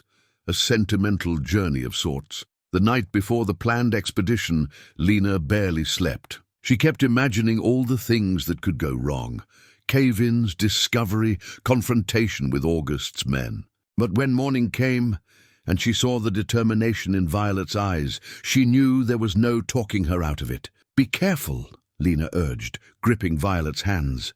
"If anything feels wrong, if you sense any danger at all, you get out immediately." "The evidence isn't worth your life. My mother thought it was worth hers," Violet said quietly. "I owe it to her to see this through." They left mid-morning, Hank's old truck rattling up the mountain road toward the mine entrance. Lena spent the next several hours in a state of anxious distraction, burning toast and mixing up orders, until Pauline finally told her to sit down before she gave everyone food poisoning. "They'll be fine," and Pauline assured her, though Lena could see the worry in her friend's eyes too. "Hank knows those mines better than anyone, and Violet is careful. They'll find what Catherine left, and they'll come back safely. You sound more confident than you feel. That's because I have to be. We've come too far to let fear stop us now." It was almost 3 in the afternoon when Hank's truck finally pulled up behind the diner. Lena nearly ran outside, relief flooding through her when she saw both Hank and Violet climb out, dusty but apparently unhurt. But it was what Violet was carrying that made Lena's breath catch. A metal box, old and rusted but still intact. They hurried inside, locking the door and pulling the blinds, despite the fact that the diner should have been open for business. This moment was too important to worry about lost revenue. Violet set the box on the table with trembling hands. It was secured with a combination lock, the numbers worn but still visible. "Your birth date," Pauline said suddenly. "Try your birth date." Violet's fingers shook as she dialed the numbers. 10-15-02. The lock clicked open, and for a moment they all just stared at it, understanding that whatever was inside this box had been important enough for Catherine to hide it in the depths of a mine shaft. Protected from time and discovery, Violet lifted the lid. Inside was a collection of items that, at first glance, seemed random. A small tape recorder of the kind that had been common in the early 2000s. Several mini cassette tapes labeled with dates. A key marked with the logo of a bank in Pinewood, the neighboring town. And underneath everything, a letter sealed in plastic to protect it from moisture. Violet's hands shook as she opened the plastic and removed the letter. The paper inside was covered in Catherine's elegant handwriting, and as Violet began to read aloud, Lena felt tears spring to her eyes. "My darling Violet," the letter began. "If you're reading this, it means I didn't survive to tell you these truths myself. It means your father found me, or his reach proved longer than I hoped. But it also means you're strong enough, brave enough to seek answers. That gives me comfort even now, as I write this knowing I may never see you grow up. I've spent months gathering evidence of your father's crimes. The documents you've already found detail the financial corruption, the mine accidents he caused through negligence, the workers he intimidated and silenced. But there's more. Something worse that I discovered only recently. The tape recorder contains recordings of conversations I had with witnesses, workers who saw things, families who lost loved ones, people too afraid to speak publicly but willing to tell me the truth privately. Their voices need to be heard. Their stories need to be believed. The key opens a safety deposit box at Pinewood First National. Inside that box is the original documentation of your grandfather's death, August's father. Your father claims it was a heart attack, but the medical examiner at the time had doubts. I found those reports hidden away where they were supposed to be forgotten. Your father killed his own father to take control of the mining operation, and he got away with it. I know what this means. I know what danger I'm in by knowing these things, but I can't stay silent. Those 5 miners who died because of faulty supports, they had families, children, dreams. Your grandfather, for all his faults, didn't deserve to be murdered by his own son. And all the people August has hurt and will continue to hurt if someone doesn't stop him. They deserve justice. So I'm making arrangements. I'm hiding this evidence where August will never think to look. I'm taking you somewhere safe. And I'm reaching out to people I trust, good people who I hope will keep this truth alive until the day comes when it can finally be spoken aloud. Violet. My sweet girl, I'm sorry I couldn't be there to raise you. I'm sorry your father is who he is. But know this, you are loved. You are wanted. You are the best thing I ever did with my life. And if you're strong enough to finish what I started, if you're brave enough to bring these truths to light, then my death will not have been in vain. Be careful. Trust carefully, but don't be afraid to stand up for what's right, even when it costs you everything. That's how we honor the dead, by fighting for the living. With all my love, now and always, Mom. The silence in the room after Violet finished reading was profound. Lena looked around at the faces of her companions, Violet crying quietly, Pauline with tears streaming down her face. Hank with his weathered features crumpled in grief and anger. She knew, Violet whispered. She knew what it would cost her, and she did it anyway. That's courage, Hank said gruffly. Real courage isn't being unafraid. It's being terrified and doing the right thing anyway. Pauline reached for the tape recorder. We should listen to these. We need to know what witnesses she talked to, what they said. They spent the next 2 hours listening to Catherine's interviews, her gentle voice prompting frightened people to share their stories. A widow whose husband died in the mine, describing how the company paid her a pittance and made her sign away her right to sue. A worker who'd reported safety violations and been threatened with termination. A former employee of the medical examiner's office who'd seen the autopsy report on August's father and noted the irregularities that suggested poisoning rather than heart failure. Each tape was a piece of the larger picture, and by the time they'd listened to them all, the scope of August Sinclair's corruption was undeniable. This wasn't just about corner-cutting or negligence. This was about a man who'd built his empire on the bodies of people he considered expendable, who'd killed his own father for power, who'd murdered his wife to keep her silent. We need to get to that safety deposit box, Lena said. Whatever's inside could be the final piece we need. I'll go, Violet said. Tomorrow. It has to be me. The box is probably in my mother's name, or maybe mine. They won't let anyone else access it. I'll go with you, Pauline offered. We'll say we're taking a day trip, shopping or some such. August's men won't think anything of 2 women driving to Pinewood. They made plans carefully, aware that every move they made now was potentially being watched. August had definitely noticed the increased activity around the diner, the frequency of Hank's visits, Sheriff Kemp's protective presence, the way Pauline and Lena had become suddenly secretive.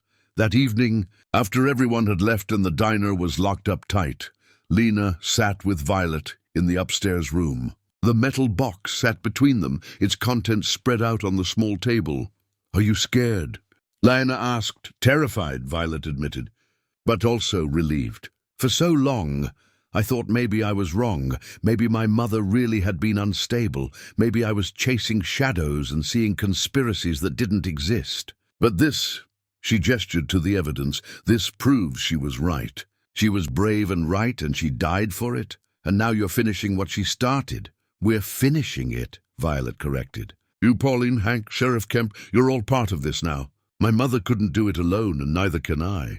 But together, maybe we can finally bring August Sinclair to justice. Your mother would be proud of you, Lena said softly. I didn't know her, but reading that letter, hearing her voice on those tapes, she was remarkable. And you're just like her. I hope so, Violet said. I really hope so. The next morning dawned clear and cold. Violet and Pauline left for Pinewood early, before the breakfast rush, hoping to make the trip seem casual and unremarkable. Lena watched them drive away with her stomach in knots, praying they'd make it there and back without incident. The hours crawled by. Lena threw herself into work, serving customers and managing the kitchen, but her mind was elsewhere. She kept glancing at the clock, calculating how long the drive should take, how long it might take at the bank, when she could reasonably expect them back. It was just after 2 in the afternoon when Sheriff Kemp walked in, his expression grim. Lena's heart sank. What's wrong? She asked immediately. I got a call from one of my deputies over in Pinewood. Roland said quietly. Two of August's men are there. They were seen at the bank asking questions. Do they know about Violet and Pauline? I don't know, but I wanted to warn you. If those men spot them, he didn't need to finish the sentence. Lena grabbed her coat. I'm going to Pinewood. Lena, that might not be smart. If August's men see you showing up, I don't care. I'm not leaving them there alone. Roland studied her for a moment, then nodded. I'll drive. Come on. They made the 40-minute drive in tense silence, Roland pushing his patrol car faster than he probably should have. When they reached Pinewood, they headed straight for the bank, a modest brick building on the main street. Roland parked half a block away, and they approached on foot. Through the bank's windows, Lena could see Violet and Pauline inside, apparently conducting their business normally. But she also saw two men in expensive coats standing near the entrance, watching everyone who came and went. Those are August's men, Roland confirmed quietly. Same ones who were asking about Violet at your diner that first day. Do they recognize her? Lena asked, her throat tight with fear. Doesn't look like it yet. But we need to get them out of there before... He stopped talking as one of the men suddenly went rigid, his attention focusing on Violet. He pulled out a photograph, glanced at it, then looked back at Violet. Recognition dawned on his face. They've made her, Roland said. Come on! They moved quickly toward the bank entrance, Roland's hand on his service weapon. But before they reached the door, Violet and Pauline emerged. And Lena could see that Violet was holding a large envelope, the contents of the safety deposit box. The two men immediately moved to intercept them. Miss Sinclair, the taller one said, his voice carrying a false friendliness, your father's been very worried about you. Why don't you come with us? I don't think so, Violet said, her voice steadier than Lena would have expected. It wasn't a request, the man said, his hand reaching for Violet's arm. That's when Sheriff Kemp stepped forward, his badge clearly visible. Gentlemen, is there a problem here?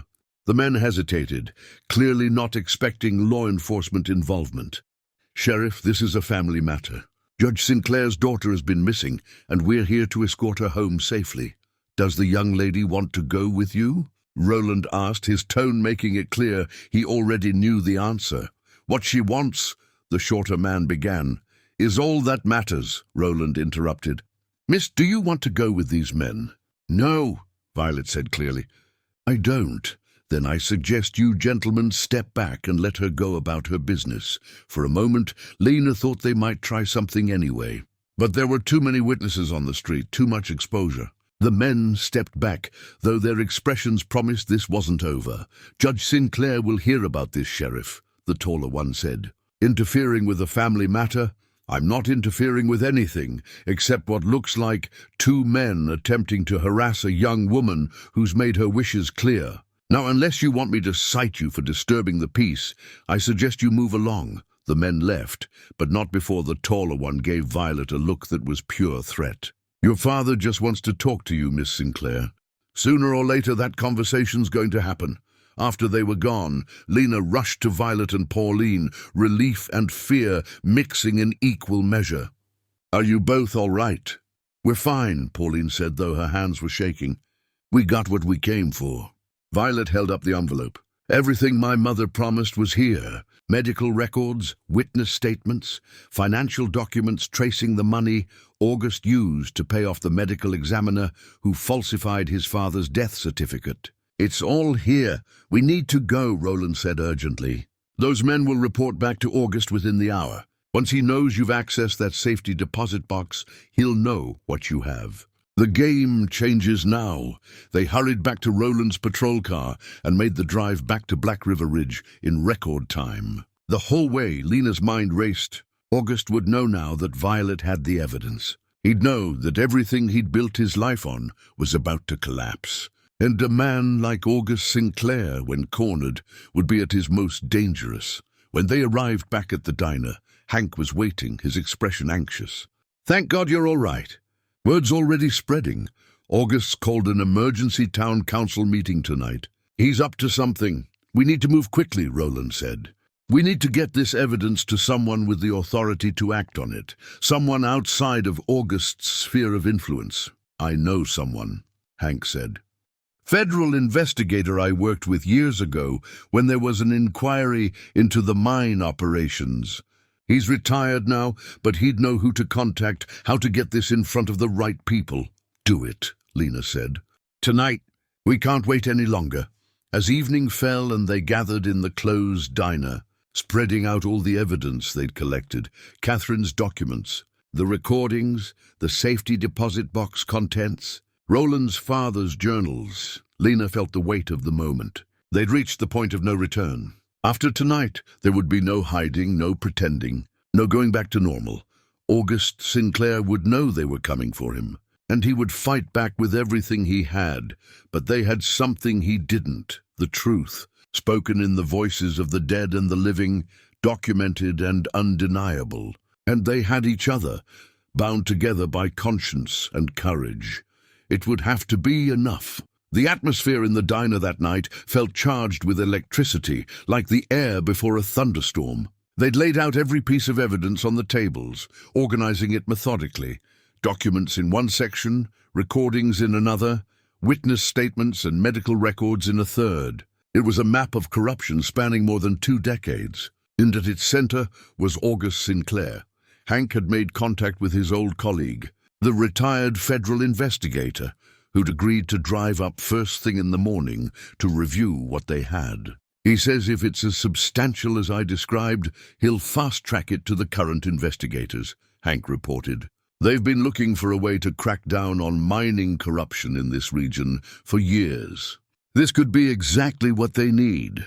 One night, Violet said, looking at the evidence spread before them, we just have to make it through one more night, and then this all goes to people who can actually do something with it. But Lena felt uneasy, a prickling at the back of her neck that whispered danger. August knew they had the safety deposit box contents. He had to be planning something. Men like him didn't just sit back and wait for their empires to crumble.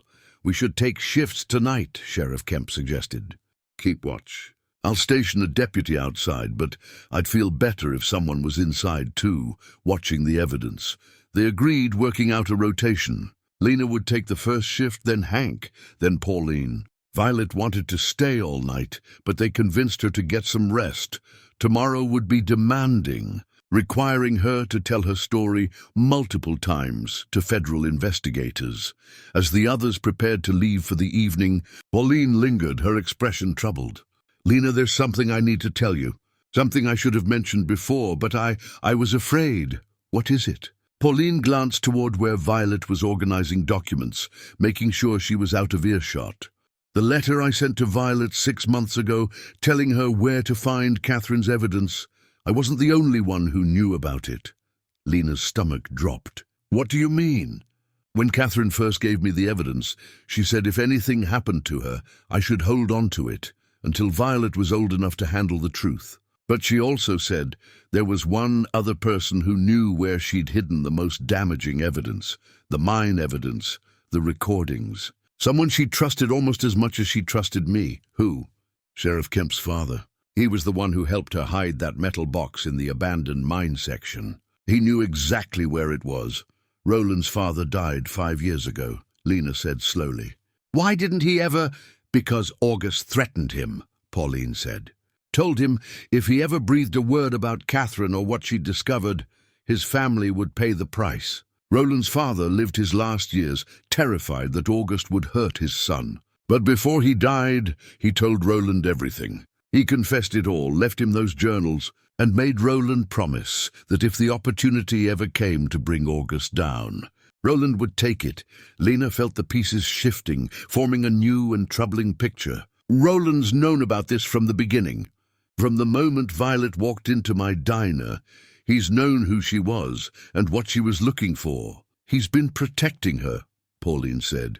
Protecting all of us. But Lena, there's something else. Roland's father wrote in his journals that August had an informant, someone close to Catherine who reported back on her activities. That's how August always seemed to be one step ahead, how he knew when to make his threats. Someone was feeding him information. Who? He never found out. Or if he did, he didn't write it down. But Lena, if that informant is still around, if they're still loyal to August, she didn't need to finish. If there was someone in August's pocket who knew about their investigation, who'd been watching and reporting back, then they were in far more danger than they'd realized. "We need to tell Roland," Lena said. "Right now." But before they could move, the sound of vehicles pulling up outside made them freeze. Through the windows, Lena could see 3 black SUVs parking in front of the diner. Men in expensive suits began climbing out, and at the center of them all was August Sinclair himself. "Lock the door," Lena said urgently to Pauline. "Get Violet and the evidence to the back office, now."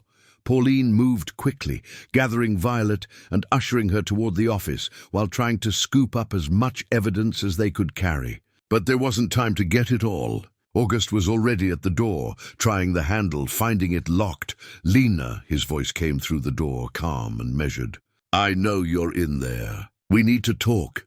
Lena's heart pounded, but she forced herself to approach the door calmly. Through the glass, she could see August clearly, a man in his 60s, impeccably dressed, with silver hair and eyes like chips of ice. This close, she could see the resemblance to Violet in the shape of his face, the line of his jaw. But where Violet's eyes held warmth and vulnerability, August's held only calculation. "The diner's closed," Lena called through the door. "I'm not here for a meal. I'm here for my daughter. I don't know what you're talking about." August's smile was thin and cold. "Please don't insult my intelligence. I know Violet is here. I know she's been hiding in your establishment for days. And I know she accessed a safety deposit box in Pinewood this afternoon, containing materials that belong to me. Materials documenting your crimes." "You mean—" "Ah, so we're past pretending. Good, that saves time."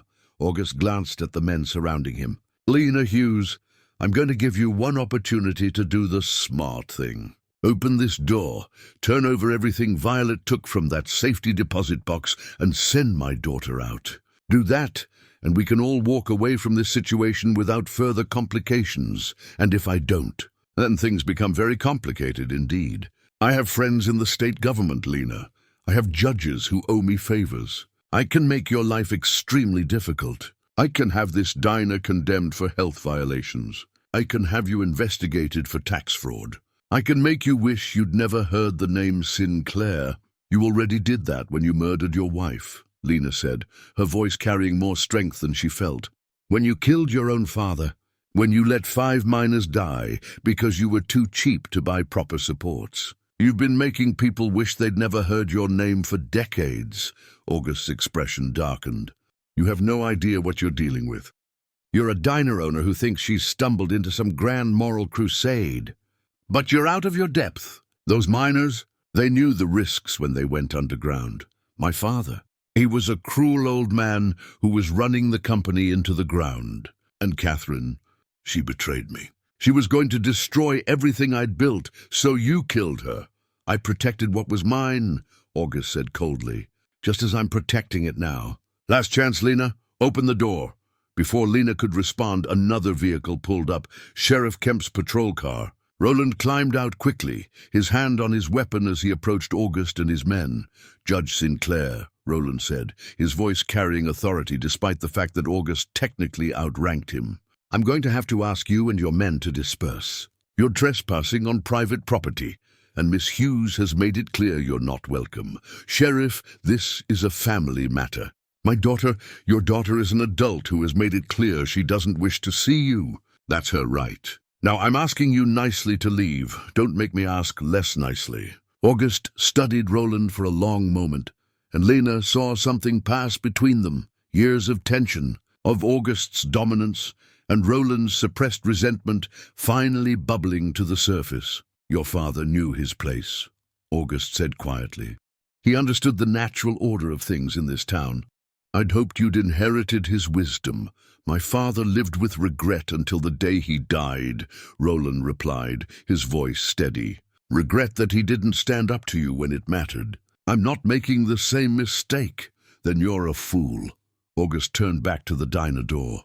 "Violet, I know you can hear me. This is your father speaking. Whatever lies these people have told you, whatever version of events you think you've uncovered, you're wrong. I loved your mother. Her death destroyed me, And I've been searching for you ever since, hoping to reunite our family. Please come out. Let me explain everything." There was a moment of silence, and then Violet appeared from the back of the diner. She approached the door slowly, her face pale but her spine straight. When she spoke, her voice carried through the glass clearly. "You're not my father. A father doesn't murder his child's mother. A father doesn't abandon his daughter to the foster system. You're just a man who killed everyone who threatened your power, and now you're finally going to face consequences for it." August's mask of civility cracked, revealing the cold fury beneath. "You ungrateful little. I could have left you to rot wherever Catherine hid you. Instead, I made sure you were placed in the system where you'd be taken care of. I gave you life, and this is how you repay me." "You gave me nothing," Violet said. "My mother gave me life. She gave me love. She gave me the truth, and now I'm going to make sure everyone hears it." "The truth?" August laughed harshly. "The truth is whatever I say it is. I own the courthouse. I own the council. I own half the businesses in this county. Your so-called evidence? It's ancient history that no one cares about anymore. You think you can bring me down with some old documents and recordings? I'll have them suppressed before they ever see the inside of a courtroom." "Maybe," Roland said. "But federal investigators are a different matter. And they're very interested in cases of corruption in the mining industry. Especially when that corruption involves murder." August's attention snapped to Roland. "You called the feds?" "I made some inquiries. Seemed like the right thing to do." For the first time, Lena saw real concern flicker across August's face. Federal jurisdiction meant his local power wouldn't protect him. Federal investigators wouldn't be swayed by threats or bought off with favors. The game had changed. "You've made a serious mistake, Sheriff," August said slowly. "All of you have." "But there's still time to fix this. Still time to make the smart choice." "The smart choice was made a long time ago," a new voice said. Pauline had emerged from the back office, and she was holding something, a small tape recorder, its red recording light blinking. "The smart choice was made by Catherine Sinclair when she decided to document everything. And the smart choice is being made now by all of us who are tired of living under your shadow." August stared at the recorder, understanding dawning. "You've been recording this conversation." "Every word," Pauline confirmed. "Every threat, every admission. It's all here now, adding to everything else we have. You think that matters?"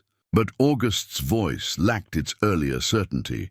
"I think it matters a great deal," said a voice from behind August's group. Everyone turned to see an older man in a plain suit approaching, Hank's contact, the retired federal investigator. "I'm Special Agent Morrison, retired. But I've still got plenty of friends in active service, and I've been listening to this entire conversation from my car across the street. Judge Sinclair, I think you and I need to have a very long talk about mining regulations, workplace safety violations, suspicious deaths, and obstruction of justice." August's face went white, then red with fury. "You can't. I have rights, but yes, you do. And you'll have every opportunity to exercise them. But right now, I'm going to recommend that you step away from this property and wait for the federal investigators who are already en route. They should be here within the hour." For a long moment it seemed like August might try something desperate. His men shifted uncomfortably, clearly unsure whether to follow through with whatever plan they'd had. But the presence of Sheriff Kemp, armed and alert, and the knowledge that federal authorities were coming tipped the balance. "This isn't over," August said, his voice low and venomous. "You think you've won, but you have no idea what you've started. I've survived worse than this. I'll survive you too." "Maybe," Violet said quietly. "But you'll do it knowing that everyone finally sees you for what you are. A murderer, a coward, a man who destroyed his own family for money and power. That's your legacy now, and nothing you do can change it." August's eyes met his daughter's through the glass, and for just a moment Lena saw something flicker there. Pain, perhaps, or regret. But then it was gone, replaced by the cold calculation she'd seen before. "You look like her," August said softly. "Like Catherine. She had that same stubborn righteousness, that same certainty she knew what was right. It's what got her killed." I hope you're smarter than she was. I'm exactly like her, Violet said. And I'm proud of it. August turned and walked back to his vehicle, his men following. They drove away into the night, leaving behind a silence that felt fragile, like it might shatter at any moment. Lena unlocked the door, and Special Agent Morrison entered, followed by Roland. They all gathered in the center of the diner, surrounded by the evidence of 23 years of corruption and murder, and for a moment, no one spoke. "Did we just," Violet began. "You just confronted one of the most powerful men in the county," Morrison said gently. "And you did it with courage and truth. Your mother would be incredibly proud." Pauline moved to Violet's side, putting an arm around her shoulders. "We all would have done the same if we'd had the strength. You gave us that strength, Violet. You and your mother both." As they began walking Morrison through the evidence, explaining each document and recording, Lena felt something shifting inside her. They'd crossed a threshold tonight. They'd stood up to power and refused to back down. And in doing so, they'd changed everything, not just for themselves, but for everyone August had ever hurt. The fight wasn't over. There would be investigations, testimonies, probably a trial. August would use every resource at his disposal to fight back. But the truth was out now, spoken aloud and recorded, witnessed by federal authorities. For the first time in 23 years, Catherine Sinclair's voice would be heard. And the foundation of August Sinclair's empire had finally begun to crumble. The federal investigators arrived in Black River Ridge at dawn, a caravan of government vehicles that sent ripples of shock and speculation through the town. By the time the breakfast crowd started filtering into the diner, everyone knew something significant was happening. The presence of FBI agents conducting interviews, examining documents, and photographing evidence created an atmosphere of surreal intensity. Lena had stayed up all night with Violet, Pauline and Sheriff Kemp, walking the federal team through every piece of evidence they'd collected. Special Agent Morrison had brought in colleagues who specialized in corruption cases, and they'd set up a temporary command post in the diner's back office. Now, as morning light filtered through the windows, Lena felt exhausted but strangely energized, running on adrenaline and the knowledge that they'd finally set something irreversible in motion. Violet sat across from two agents, telling her story for what felt like the 100th time, but she never wavered, never lost the thread of her narrative. She spoke about growing up in foster care, about receiving the mysterious letter, about her journey to Black River Ridge, and what she'd discovered here. The agents listened intently, occasionally asking clarifying questions, their expressions growing progressively more grim as they absorbed the scope of August Sinclair's corruption. "The recordings are particularly damning," one of the agents said, "a woman named Chen, who specialized in workplace safety violations. Your mother documented conversations with witnesses who saw safety violations being deliberately ignored. Combined with the mine accident reports and the documentation of inferior materials being purchased, this is a clear pattern of criminal negligence resulting in death." "What about August's father?" Violet asked. "The evidence of his murder?" Agent Morrison nodded gravely. "That's where things get complicated. It's been over 40 years since his death, and most of the people involved are gone. But the medical examiner's falsified report, combined with the financial records showing large payments made to him by August immediately after the death, that's solid evidence of conspiracy to commit fraud at minimum. And given the suspicious timing, it raises serious questions about what actually happened. Will it be enough?" Lena asked from where she stood by the coffee pot, refilling cups for the agents who'd been working through the night. "Will it be enough to actually hold him accountable?" "Yes," Agent Chen said with certainty. "Between the workplace safety violations, the documented cover-up of the mine accidents, the financial fraud, and the evidence suggesting he was involved in Catherine Sinclair's death, we have more than enough to bring charges. Whether all of them stick, whether we can prove everything beyond reasonable doubt, that's for a jury to decide. But August Sinclair's days of operating with impunity are over." Sheriff Roland Kemp entered the diner then, his expression troubled. "We've got a situation. August has called an emergency town meeting at the community center. He's claiming this is all a politically motivated witch hunt, that federal overreach is threatening the economic stability of Black River Ridge. He's positioning himself as the victim. Of course he is, Pauline said bitterly. That's what men like him always do when they're finally cornered. Play the victim, claim persecution, try to rally support. How many people are buying it? Morrison asked. Enough to be a problem, Roland admitted. August employs a lot of people, either directly through the mining operation or indirectly through businesses that depend on the mine's economic activity. People are scared. They're worried about what happens to their jobs if August goes down. Violet stood up, her jaw set with determination. Then I need to speak at that meeting. People need to hear the truth directly from me, not filtered through August's spin. That could be dangerous, Agent Chen warned. Sinclair still has loyal supporters, and emotions are running high. We can't guarantee your safety in a public forum like that. I don't care about safe, Violet said.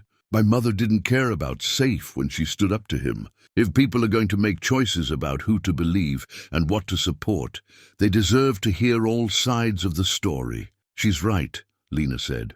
August has controlled the narrative in this town for decades. If we don't challenge that directly, he'll just keep manipulating people's fears.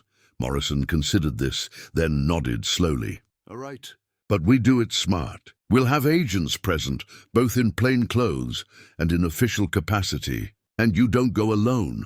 We'll have speakers ready to present the evidence publicly, to make it clear this isn't just one person's word against August's. The next few hours were a flurry of preparation. Agent Morrison contacted a prosecutor he trusted to come present the preliminary findings.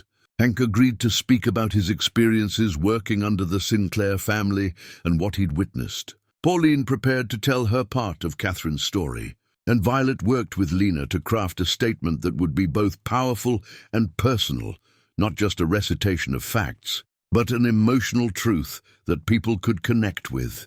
By early afternoon, the community center was packed. It seemed like everyone in Black River Ridge had turned out, along with people from neighboring towns who'd heard about the federal investigation. The atmosphere was tense, crackling with the kind of energy that could tip toward violence if not carefully managed. August Sinclair sat in the front row, flanked by his lawyers and several of his most loyal employees. He looked calm and confident, a man who'd faced challenges before and overcome them. When Lena caught his eye, he smiled slightly, as if he knew something she didn't, and she felt a chill run down her spine. The town council moderator called the meeting to order, explaining that they'd hear from Judge Sinclair first, then allow time for rebuttals and public comment. August rose smoothly, walking to the podium with the easy confidence of a man used to commanding rooms. "My friends," he began, his voice warm and avuncular, "I've lived in Black River Ridge my entire life.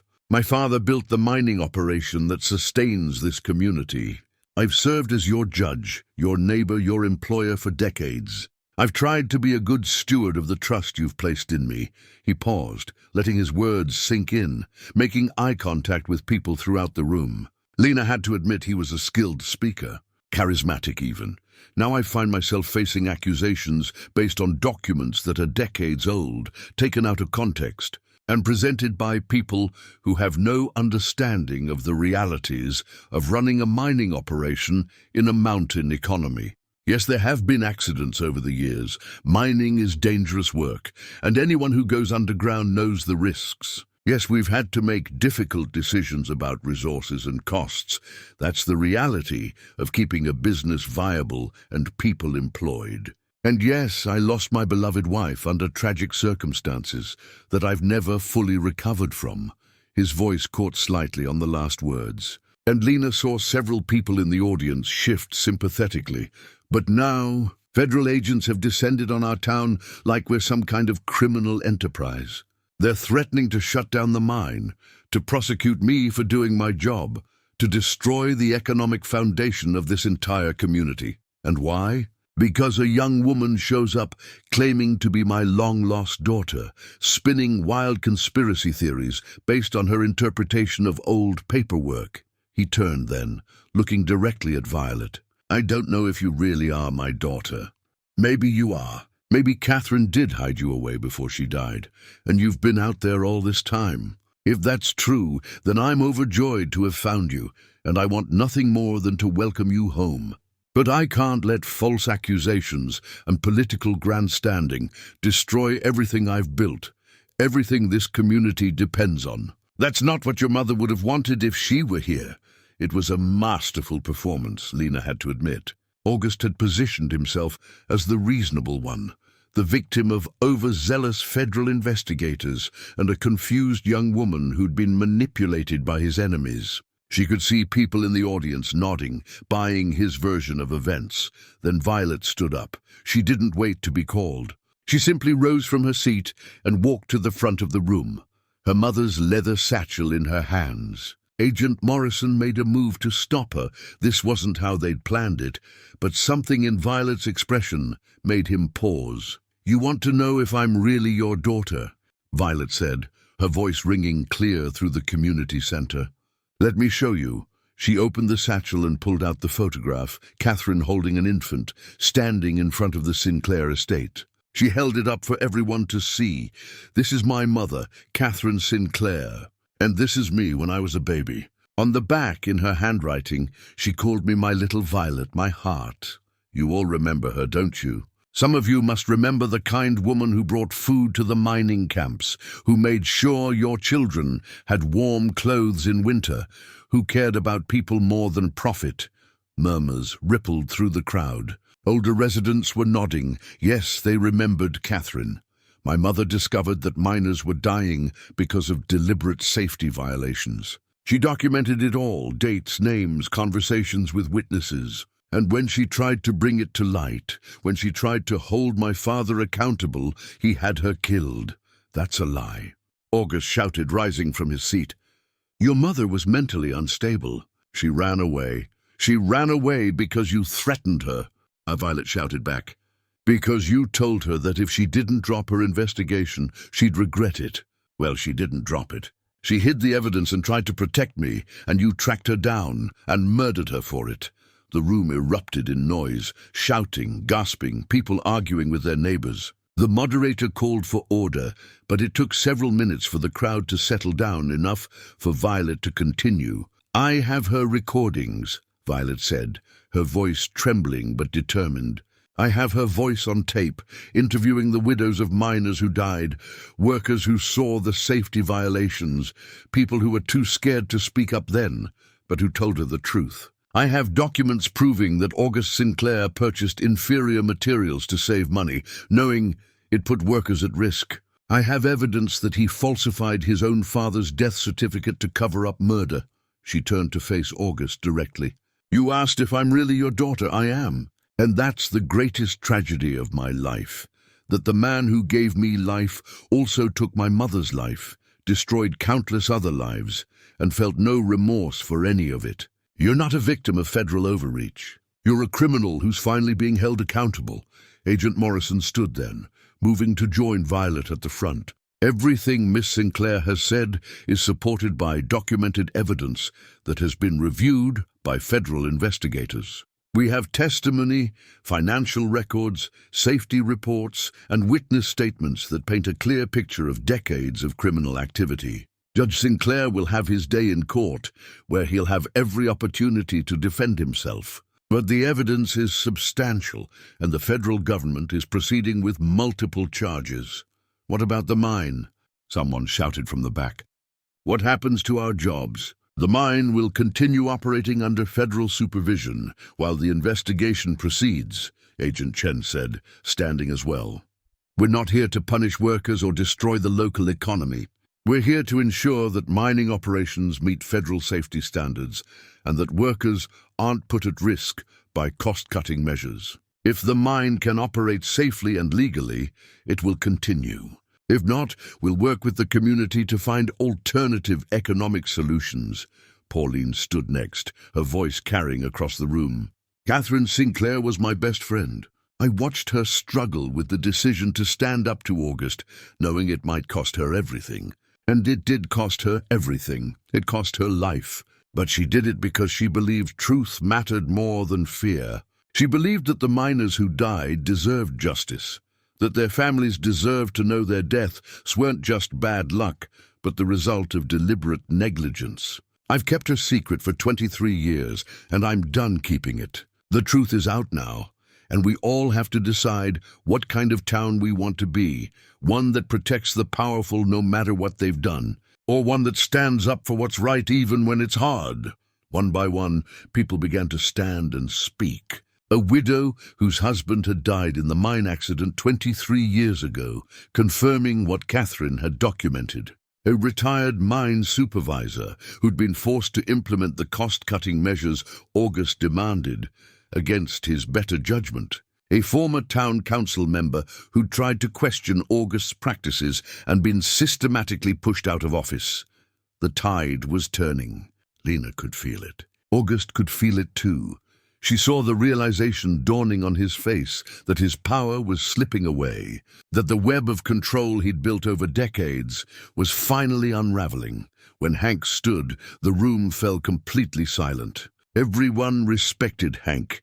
He'd worked the mines longer than almost anyone alive, and his word carried weight. "I've known 4 generations of Sinclairs," Hank said, his voice rough with age and emotion.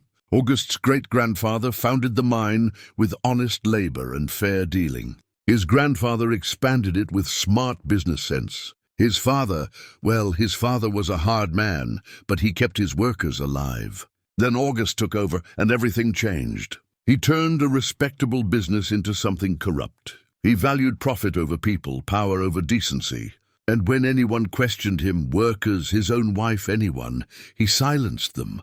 I've lived with the shame of staying quiet for too long. But I'm not staying quiet anymore. August Sinclair is guilty of everything he's been accused of, and more besides. And it's time we all stopped being afraid of him."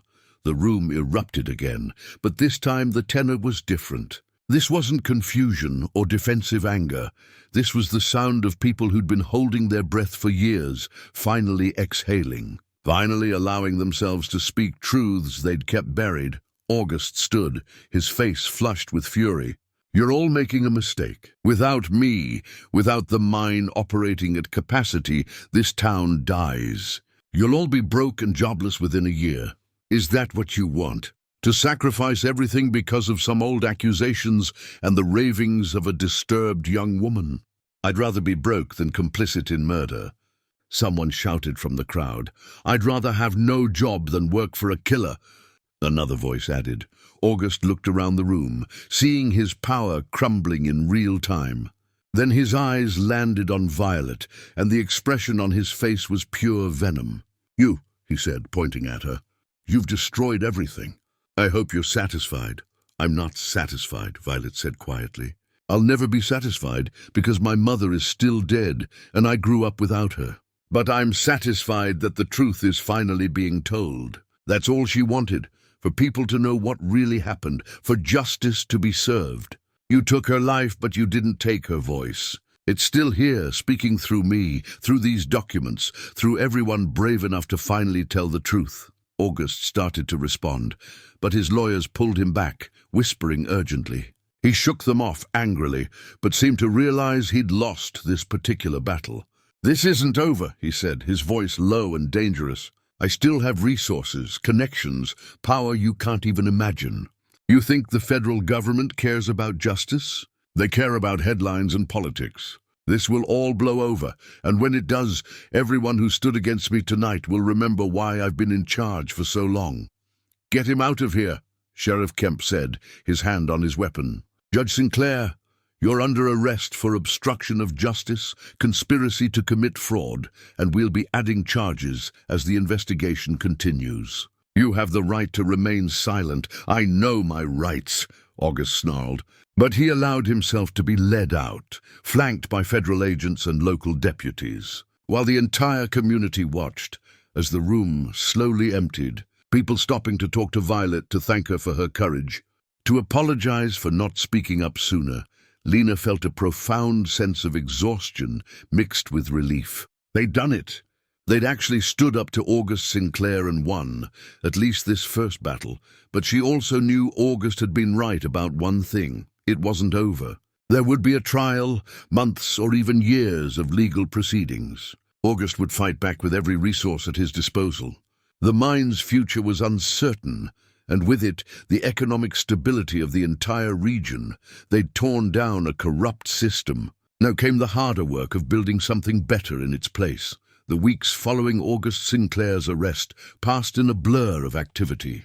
Federal investigators continued their work, expanding their inquiry beyond Black River Ridge to other properties and businesses August controlled. The mine remained operational under federal supervision, with safety inspectors conducting comprehensive reviews and implementing immediate changes to bring operations up to code. For Violet, these weeks were a strange mixture of vindication and grief. She'd achieved what she'd set out to do, brought the truth to light, and held her father accountable. But now, facing the reality of what came next, she found herself struggling with complicated emotions. August was her father, regardless of what he'd done, and some part of her had apparently hoped for something resembling remorse or recognition. Instead, he'd remained defiant, refusing to see his daughter even when she'd offered to visit him in federal custody. "He won't acknowledge what he's done," Violet told Lena one evening after the diner closed. They sat in the familiar booth, where Violet had first told her story, months that felt like years ago. "Part of me thought maybe, if he was finally caught, if he couldn't hide anymore, he might admit the truth. That he might apologize, or show some sign that he recognized the harm he'd caused. But he's still telling everyone he's innocent, that this is all a conspiracy to destroy him." "Some people never accept responsibility for their actions," Lena said gently. "They're so invested in their own narrative, their own version of themselves, as the victim or the hero, that they can't face the reality of what they've done. That's not your failure, Violet. That's his, I know. But it doesn't make it easier," Lena understood. She'd watched Violet transform over these months, from a frightened young woman running from shadows into someone strong and determined. But strength didn't mean invulnerability to pain.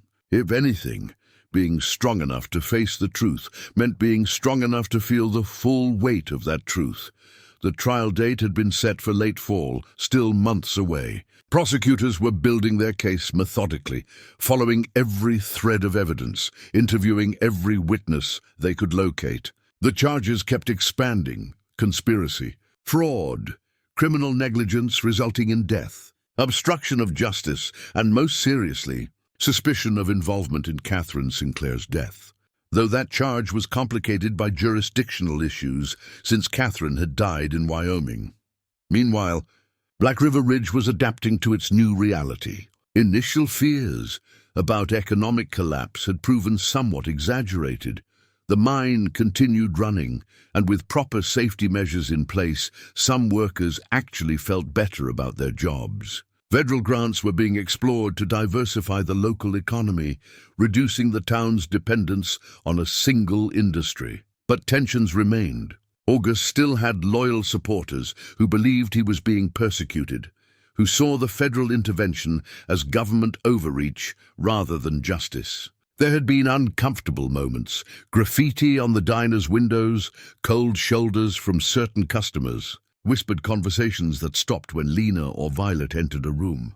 Through it all, Pauline remained a steady presence. She'd given her full statement to investigators, detailing everything Catherine had told her and every document she'd helped hide. The weight of keeping that secret for so long had lifted, and Pauline seemed lighter somehow, more at peace than Lena had ever seen her.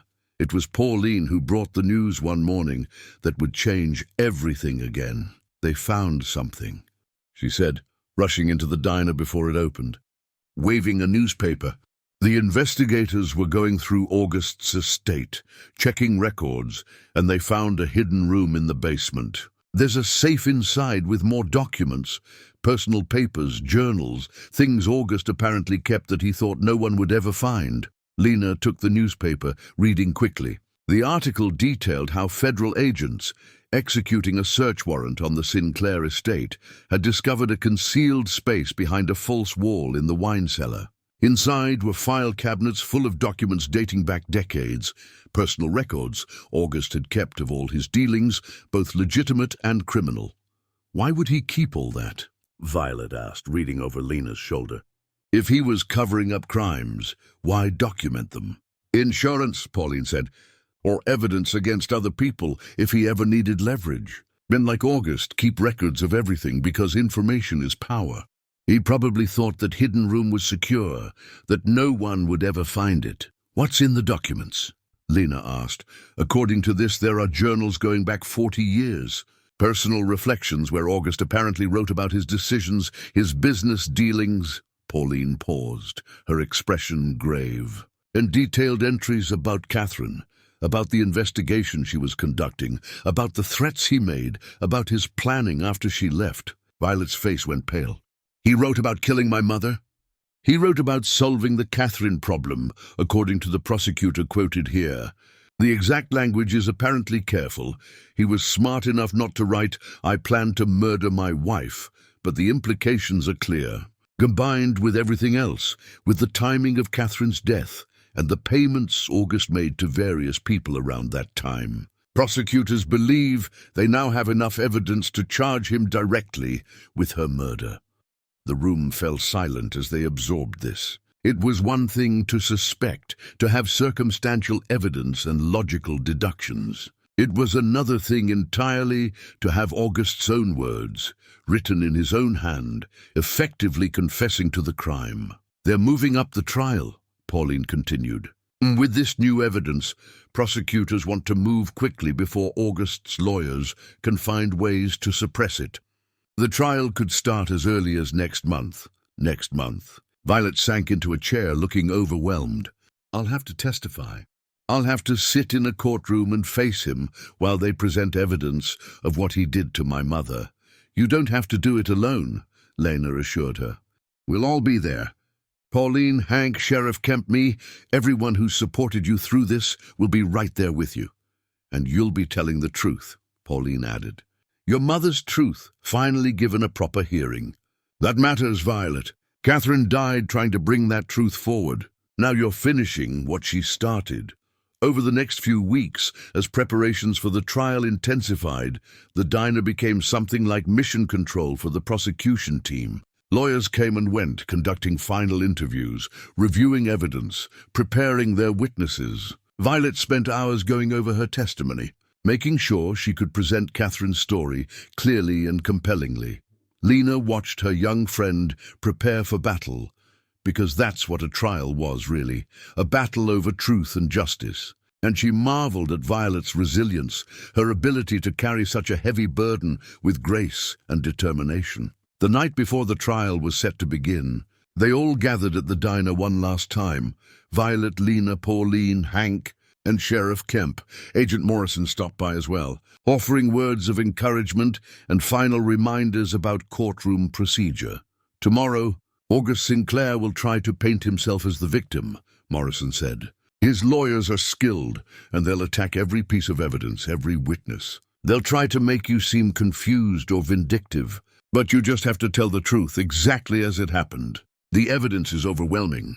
The jury will see through his lies. What if they don't? Violet asked quietly. What if he's acquitted? Then we've still accomplished something important, Morrison replied. We've exposed the truth publicly. We've shown that no one is above the law, no matter how powerful they are or how long they've gotten away with their crimes. And we've given voice to all the victims, the miners who died, your mother, everyone August hurt over the years. That matters, regardless of the verdict. After Morrison left, the five of them sat together in the quiet diner, bound by shared purpose and mutual respect. They'd become something like family over these months, people thrown together by circumstance who'd chosen to stand together against injustice. I've been thinking about my mother a lot, Violet said, trying to imagine what she was like, who she would have been if she'd lived. Pauline's stories help, but there's so much I'll never know. You know the most important things, Pauline said. You know she loved you more than anything. You know she was brave and principled. You know she fought for what was right, even when it cost her everything. Those are the things that define a person, Violet. Those are the things that matter. She'd be so proud of you, Hank added. Watching you stand up to August, bringing all this to light, Catherine would be bursting with pride. Violet's eyes filled with tears. I hope so. I hope somehow, wherever she is, she knows that her story is finally being told. That she didn't die for nothing. She didn't, Lena said firmly. Because of her courage and your courage, things are changing. Not just here in Black River Ridge, but potentially across the industry. The investigators are looking at other mining operations now, checking for similar patterns of corruption. Catherine's fight started something bigger than any of us imagined. They talked late into the night, sharing memories and offering support. When they finally prepared to leave, Violet pulled Lena aside.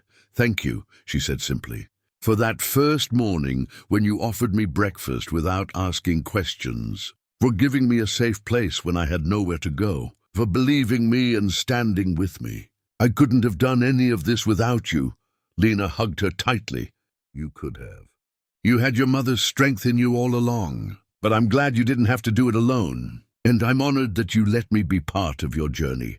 As Violet headed upstairs to sleep, Lena stood in the empty diner, looking around at the space that had become so much more than a restaurant over these months. It had been a sanctuary, a headquarters, a place where truth was spoken and justice was planned.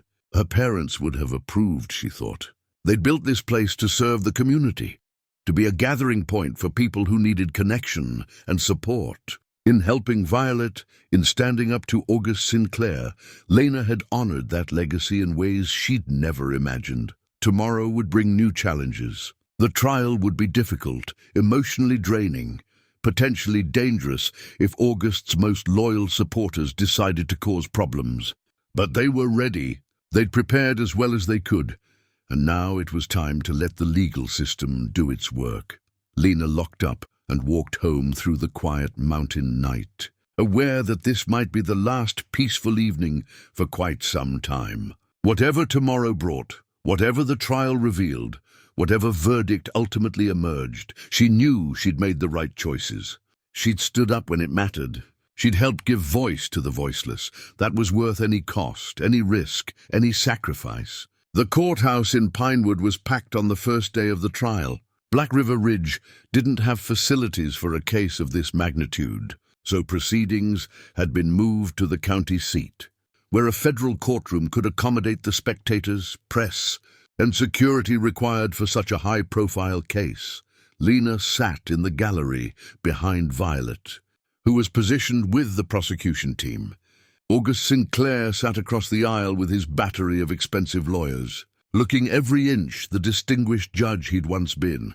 Silver hair perfectly combed, expensive suit immaculately tailored, expression calm and slightly wounded. As if he couldn't believe he'd been subjected to such indignity, the prosecutor, a woman named Sandra Reeves, who'd made her career going after corrupt officials, delivered an opening statement that laid out the case with devastating clarity. She spoke about Catherine Sinclair, a young mother who discovered her husband's crimes and paid for that discovery with her life. She spoke about the 5 miners who died because August valued profit over safety. She spoke about August's father, poisoned by his own son in a grab for power. And she spoke about decades of corruption, intimidation, and violence that had allowed one man to terrorize an entire community. The evidence you'll hear over the coming days will paint a picture of systematic criminality, Reeves said, her voice carrying clearly through the courtroom. August Sinclair built his empire on the backs of dead workers and silenced victims. But today, those victims will finally have their voices heard. Today, justice begins. August's lead defense attorney, a man named Harrison, with slicked back hair and a shark smile, delivered a rebuttal that portrayed August as a dedicated public servant being persecuted by ambitious federal prosecutors. He claimed the evidence was circumstantial, taken out of context, manipulated by people with grudges against his client. He painted Violet as a confused young woman who'd been brainwashed by August's enemies into believing false memories and conspiracy theories. Then the testimony began. Pauline was called first. She took the stand with quiet dignity and told the story of her friendship with Catherine, of the evidence Catherine had gathered, of the fear in her friend's eyes the night she'd fled with baby Violet. Defense attorneys tried to shake her testimony, suggesting her memory of events from 23 years ago might be faulty, that her friendship with Violet might bias her against August. But Pauline remained steady, her account never wavering. Hank testified next, describing the mine accidents, the unsafe conditions, the workers who'd been silenced through threats or payoffs. He brought decades of credibility to the stand, and even August's lawyers seemed reluctant to attack him too aggressively. Hank was too well respected in the community. Sheriff Roland Kemp brought his father's journals, reading entries that documented August's threats and the late sheriff's suspicions about Catherine's death. The journals, kept by a law enforcement officer with no apparent reason to lie, carried significant weight. Then came the forensic accountants, who walked the jury through August's financial records, payments made to the corrupt medical examiner, money transferred to mysterious accounts at suspicious times, the paper trail of inferior materials purchased for the mine, despite knowing they didn't meet safety standards. But it was Pauline's final contribution that truly shifted the courtroom atmosphere. The prosecution played Catherine's recordings, her voice preserved on tape for 23 years, speaking to witnesses, documenting crimes, telling the stories of people too afraid to tell them publicly. The courtroom fell absolutely silent as Catherine's gentle voice filled the space. "Can you tell me what you saw the day your husband died?" And the widow's tearful response. "The supports gave way because they were cheap. Everyone knew it, but we needed the work." And August said if anyone complained, they'd be fired. Listening to Catherine speak, hearing the compassion in her voice as she interviewed frightened witnesses, Lena saw several jurors wiping their eyes. This wasn't just evidence anymore. It was a woman's voice reaching across death itself to demand justice. When it came time for Violet to testify, the courtroom was tense with anticipation.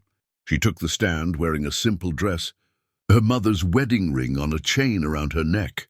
Pauline had given it to her that morning, saying Catherine would want her to have it for this moment. Prosecutor Reeves guided Violet through her story gently, growing up in foster care, receiving the mysterious letter, following the trail to Black River Ridge, discovering her mother's evidence. Violet spoke clearly, never dramatic but deeply sincere, and Lena could see the jury connecting with her, believing her. Then came the moment everyone had been waiting for. Reeves picked up a leather-bound journal, one of the documents found in August's hidden room. "Miss Sinclair, I'm going to read you an entry from your father's personal journal, dated October 15th, 2002, your birthday." The entry reads, "The Catherine situation has become untenable. She refuses to be reasonable, refuses to see that what I've built is more important than her naive idealism. She's threatened to take Violet and disappear, to bring her evidence to authorities who won't understand the complexities of running a mining operation in this economy. I can't allow that. I've made arrangements to solve this problem permanently. By this time next year, Catherine will be gone, Violet will be safely placed where she can't cause complications, and life will return to normal." The courtroom erupted in gasps and murmurs. Violet went pale, and Lena saw her grip the edge of the witness box to steady herself.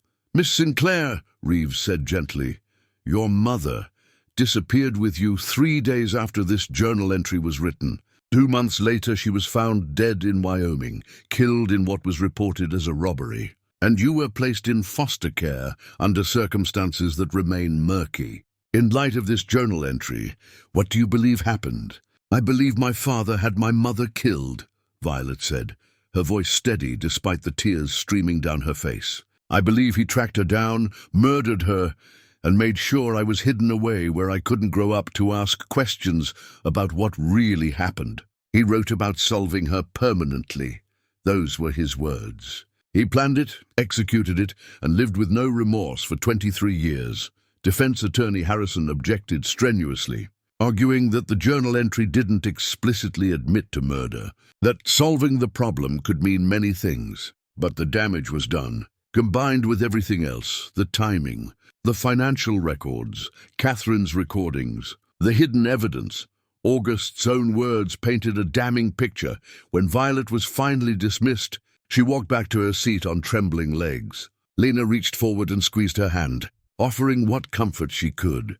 The trial continued for 3 more days, more witnesses, more evidence, heated arguments between prosecutors and defense attorneys. August never took the stand. His lawyers advised against it, knowing prosecutors would shred him on cross-examination. Finally came closing arguments. Prosecutor Reeves delivered a passionate summation, holding up Catherine's photograph and asking the jury to give her the justice she died seeking. Harrison countered that the prosecution's case was built on supposition and circumstantial evidence, that his client deserved the benefit of doubt. The jury deliberated for 2 days. Long, agonizing days, where everyone connected to the case waited in a state of suspended tension. Lena kept the diner open, needing the distraction of work. But she couldn't focus on anything except wondering what was happening in that jury room. When word came that the jury had reached a verdict, they all rushed back to the courthouse. Violet sat between Lena and Pauline, gripping both their hands so tightly it hurt. The jury foreman stood, holding the verdict sheet. The judge asked the standard questions. Had they reached a unanimous verdict on all charges? "We have, Your Honor. On the charge of criminal negligence resulting in death in the case of the 1998 mine accident, how do you find?" "Guilty," Violet gasped. Lena felt her own heart hammering. On the charges of conspiracy to commit fraud regarding the death of Marcus Sinclair, guilty. On the charges of obstruction of justice, guilty. The foreman continued through the list of charges, and each time the answer was the same. Guilty, guilty, guilty. When they reached the final charge, suspicion of involvement in the death of Catherine Sinclair, the courtroom held its collective breath. "On this charge," the foreman said, "we find the defendant guilty of conspiracy to commit murder." Violet collapsed into sobs, and Lena pulled her close, her own tears flowing freely. Across the aisle, August Sinclair showed emotion for the first time, his face crumpling, not with remorse, but with disbelief and rage that he'd finally been beaten. The judge set sentencing for 2 weeks later, remanding August to federal custody until then. As marshals led him away in handcuffs, he looked back at Violet one final time. What Lena saw in his eyes wasn't love or regret. It was anger that his daughter had been the instrument of his downfall. Outside the courthouse, they were met by reporters and cameras, but Violet had prepared a brief statement. She stood on the courthouse steps, flanked by her chosen family, and spoke clearly into the microphones. "Today, my mother finally received justice. Catherine Sinclair was a woman of courage who stood up against corruption, even knowing it might cost her life. It did cost her life, but her voice survived. Her evidence survived. And today, a jury of 12 people said that her truth mattered, that the lives of the miners who died mattered, that no one, no matter how powerful, is above the law. I want to thank the federal investigators, the prosecutors, and everyone in Black River Ridge who found the courage to speak up after so many years of silence. This verdict belongs to all of us, but especially to my mother. Catherine, wherever you are, they heard you. Finally, they heard you." As they drove back to Black River Ridge that evening, exhausted but profoundly relieved, Lena thought about how far they'd all come. A few months ago, Violet had stumbled into the diner with nothing but fear and determination. Now she'd stood in a federal courtroom and watched justice finally served. The work wasn't completely finished. Sentencing still awaited, and there would be appeals and continued legal battles. But the central truth had been established and validated. August Sinclair was guilty. Catherine Sinclair had been right. And the victims, all of them, had finally been heard. It was enough. For now, it was enough. 3 months had passed since the verdict, and Black River Ridge had settled into a new rhythm. August Sinclair had been sentenced to 30 years in federal prison, effectively a life sentence for a man in his 60s. His assets had been seized to provide restitution to the families of workers who'd been harmed by his negligence. The estate on the ridge, that symbol of his power that had loomed over the town for so long, had been sold to pay damages. The mine continued operating under new management, with strict federal oversight, ensuring proper safety measures. Some workers had left seeking employment elsewhere, but others stayed, appreciating that they could now do their jobs without fear of being sacrificed for profit margins. Federal grants had brought new businesses to town, a small manufacturing facility, a tourism initiative capitalizing on the area's natural beauty. Black River Ridge was learning to exist beyond August Sinclair's shadow. The diner, too, had transformed. Lena and Violet had become partners, formally reorganizing the business to reflect their shared ownership. And today, they were unveiling something they'd been planning for months. A new sign that represented not just a change in name, but a change in what the diner represented. "Are you ready?" Lena asked Violet, standing beneath the covered sign, while a crowd gathered on the street outside. It seemed like half the town had turned out for the unveiling, along with reporters and supporters from the surrounding communities. "I'm ready," Violet said, and Lena could see she was. The haunted look that had shadowed her eyes when she'd first arrived was gone, replaced by something peaceful and purposeful. Together, they pulled the cord, and the cloth fell away to reveal the new sign, Catherine's Table. The crowd applauded, and several people wiped away tears. Hank stood in the front, beaming with pride. Pauline had her arm around Sheriff Kemp, both of them smiling through their emotion. Special Agent Morrison had driven up from the city to attend, representing the federal team that had made the prosecution possible. Violet stepped forward to address the crowd, her voice carrying clearly in the autumn air.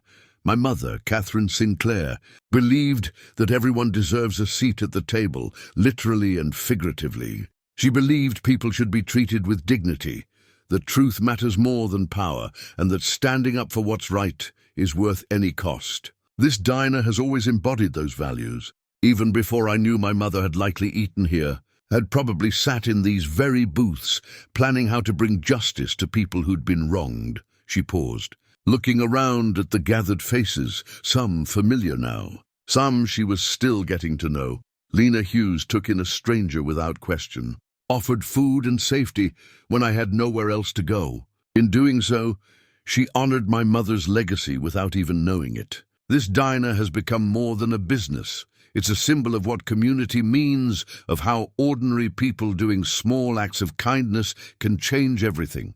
Catherine's Table will continue to serve anyone who walks through our door, no questions asked, no judgment given. It will be a place where truth is spoken and people are valued. That's how we honor my mother, by living according to the principles she died defending." The applause was thunderous. People lined up to enter the diner, to be among the first to eat at Catherine's Table.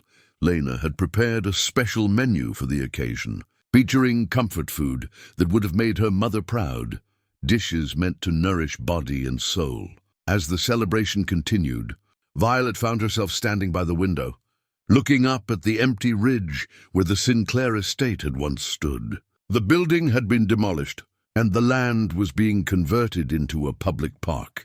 A place where families could gather, where children could play, where the community could create new memories untainted by corruption and fear. "What are you thinking?" Lena asked, joining her at the window. "I'm thinking about how different everything looks now. When I first arrived, that house up there felt like a threat, like a constant reminder of my father's power. Now it's just empty land waiting to become something better, like you," Lena observed gently. "Empty of fear, waiting to become whatever you choose," Violet smiled. "I've been thinking about that, actually, about what comes next. The diner is thriving, the town is healing. The work we started here is continuing, without needing constant vigilance. And I've been offered an opportunity."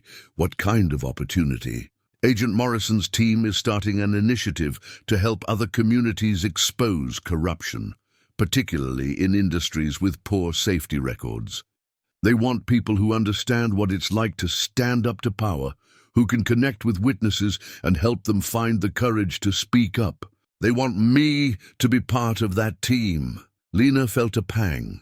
She'd grown used to having Violet here, to their daily collaboration and friendship. But she also understood the rightness of it. You'd be perfect for that work. You'd be helping other people the way we helped you. It would mean traveling, being away for weeks or months at a time. But I'd always come back here. This is home now. Your family. I was thinking, maybe you could manage Catherine's table while I'm gone, and I could handle things when I'm here. We're partners, after all. We'll make it work. We will, Lena agreed, pulling Violet into a hug. Your mother would be so proud of the woman you've become. Not just because you brought your father to justice, but because you've chosen to use your pain to help others. That's real courage.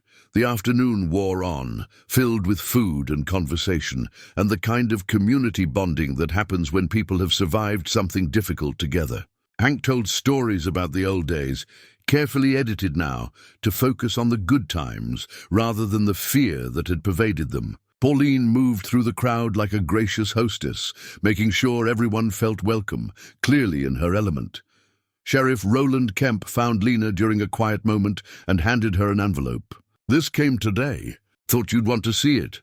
Inside was a letter from the governor, officially recognizing Catherine Sinclair posthumously for her courage in exposing corruption and advocating for worker safety. The state was establishing an annual award in her name, to be given to whistleblowers and advocates who stood up against institutional wrongdoing, despite personal risk. They heard her, Lena murmured, echoing Violet's words from the courthouse steps. After all these years, they finally heard her. More than that, Roland said. They're making sure future generations hear her too. That's the real victory, not just punishing August, but creating systems that make it harder for people like him to operate with impunity. As evening approached and the crowd began to thin, Violet stood behind the counter of Catherine's table, her table now, and looked around at the space with new eyes. This was where her mother's dream of justice had first taken root, nourished by Lena's kindness and the community's slow awakening to truth. This was where she'd found not just safety but purpose, not just allies but family. A stranger walked in then, a young man who looked tired and lost, carrying a backpack that suggested he'd been traveling for a while. He hesitated in the doorway, clearly uncertain if he could afford to eat there. Violet smiled, the same welcoming smile Lena had given her months ago. "Come in," she said warmly. "Sit down. Let me get you something to eat." The young man's relief was palpable. "I don't have much money," and didn't ask about money, Violet said, echoing the words that had changed her life. Asked if you were hungry. She served him a hearty meal, and as he ate, she saw Lena watching from across the room, nodding approval. This was the legacy, not just bringing one corrupt man to justice, but perpetuating a cycle of kindness and courage that would ripple outward in ways they couldn't fully predict or measure. Later that night, after everyone had gone and the diner was quiet, Violet and Lena stood together one last time, taking in the new sign illuminated above the door. Catherine's table, a memorial and a promise, a tribute and a challenge. She'd love this, Pauline said, joining them with 3 cups of tea. Catherine would absolutely love knowing that her name is on a place dedicated to feeding people and creating community. This would mean more to her than any courthouse verdict or government award. They stood together in comfortable silence. 3 women bound by shared struggle and triumph, by a dead woman's courage and a living commitment to honor that courage through action. "What do you think happens now?" Violet asked. "For the town, for us, for everything?" "I think we keep doing what we're doing," Lena said. "We keep showing up, keep feeding people, keep telling the truth even when it's uncomfortable. We keep building the kind of community that Catherine envisioned, one where power doesn't corrupt absolutely, where ordinary people look out for each other, where kindness isn't seen as weakness, but as the foundation of everything good. And we remember," Pauline added. "We remember Catherine and all the others who stood up and paid prices for their courage. We tell their stories, keep their memories alive, make sure future generations know that change is possible when people refuse to accept injustice. Violet raised her teacup. To Catherine Sinclair, to my mother, to the woman whose voice finally brought down a tyrant and whose legacy will feed hungry strangers for generations to come. They clinked their cups together, a simple toast to a remarkable woman and the remarkable changes she'd set in motion simply by refusing to stay silent when silence would have been safer. As they locked up for the night and went their separate ways, the lights of Catherine's table glowed warm against the mountain darkness. Tomorrow would bring new customers, new stories, new opportunities to embody the values the diner now officially represented. There would be challenges ahead, there always were, but they'd face them together, supported by community and guided by the example of a woman who'd chosen courage over comfort, truth over safety, justice over self-preservation. Sometimes the greatest kindness we offer a stranger does unravel our world, but in the unraveling, we discover what we're truly made of, what we're truly capable of becoming. Lena had offered Violet a simple meal and a safe place to rest, never imagining it would lead to federal investigations and courtroom victories. But she'd do it again in a heartbeat, because that's what Catherine's table represented. The belief that small acts of compassion, multiplied across time and community, become the foundation for everything that matters. The mountain night was clear and cold, stars brilliant overhead in a way they never managed in the cities. Up on the ridge, where August's estate had once loomed like a threat, there was only darkness now. Darkness waiting to be filled with light of a different kind. Light created by people choosing better paths than those who'd come before. Lena walked home feeling at peace, in a way she hadn't in months. The battle was won, the truth was known, justice had been served, and every morning she'd wake up and open the doors to Catherine's table, ready to offer food and kindness to whoever walked through. Knowing that sometimes that simple act could change the world, it had certainly changed hers.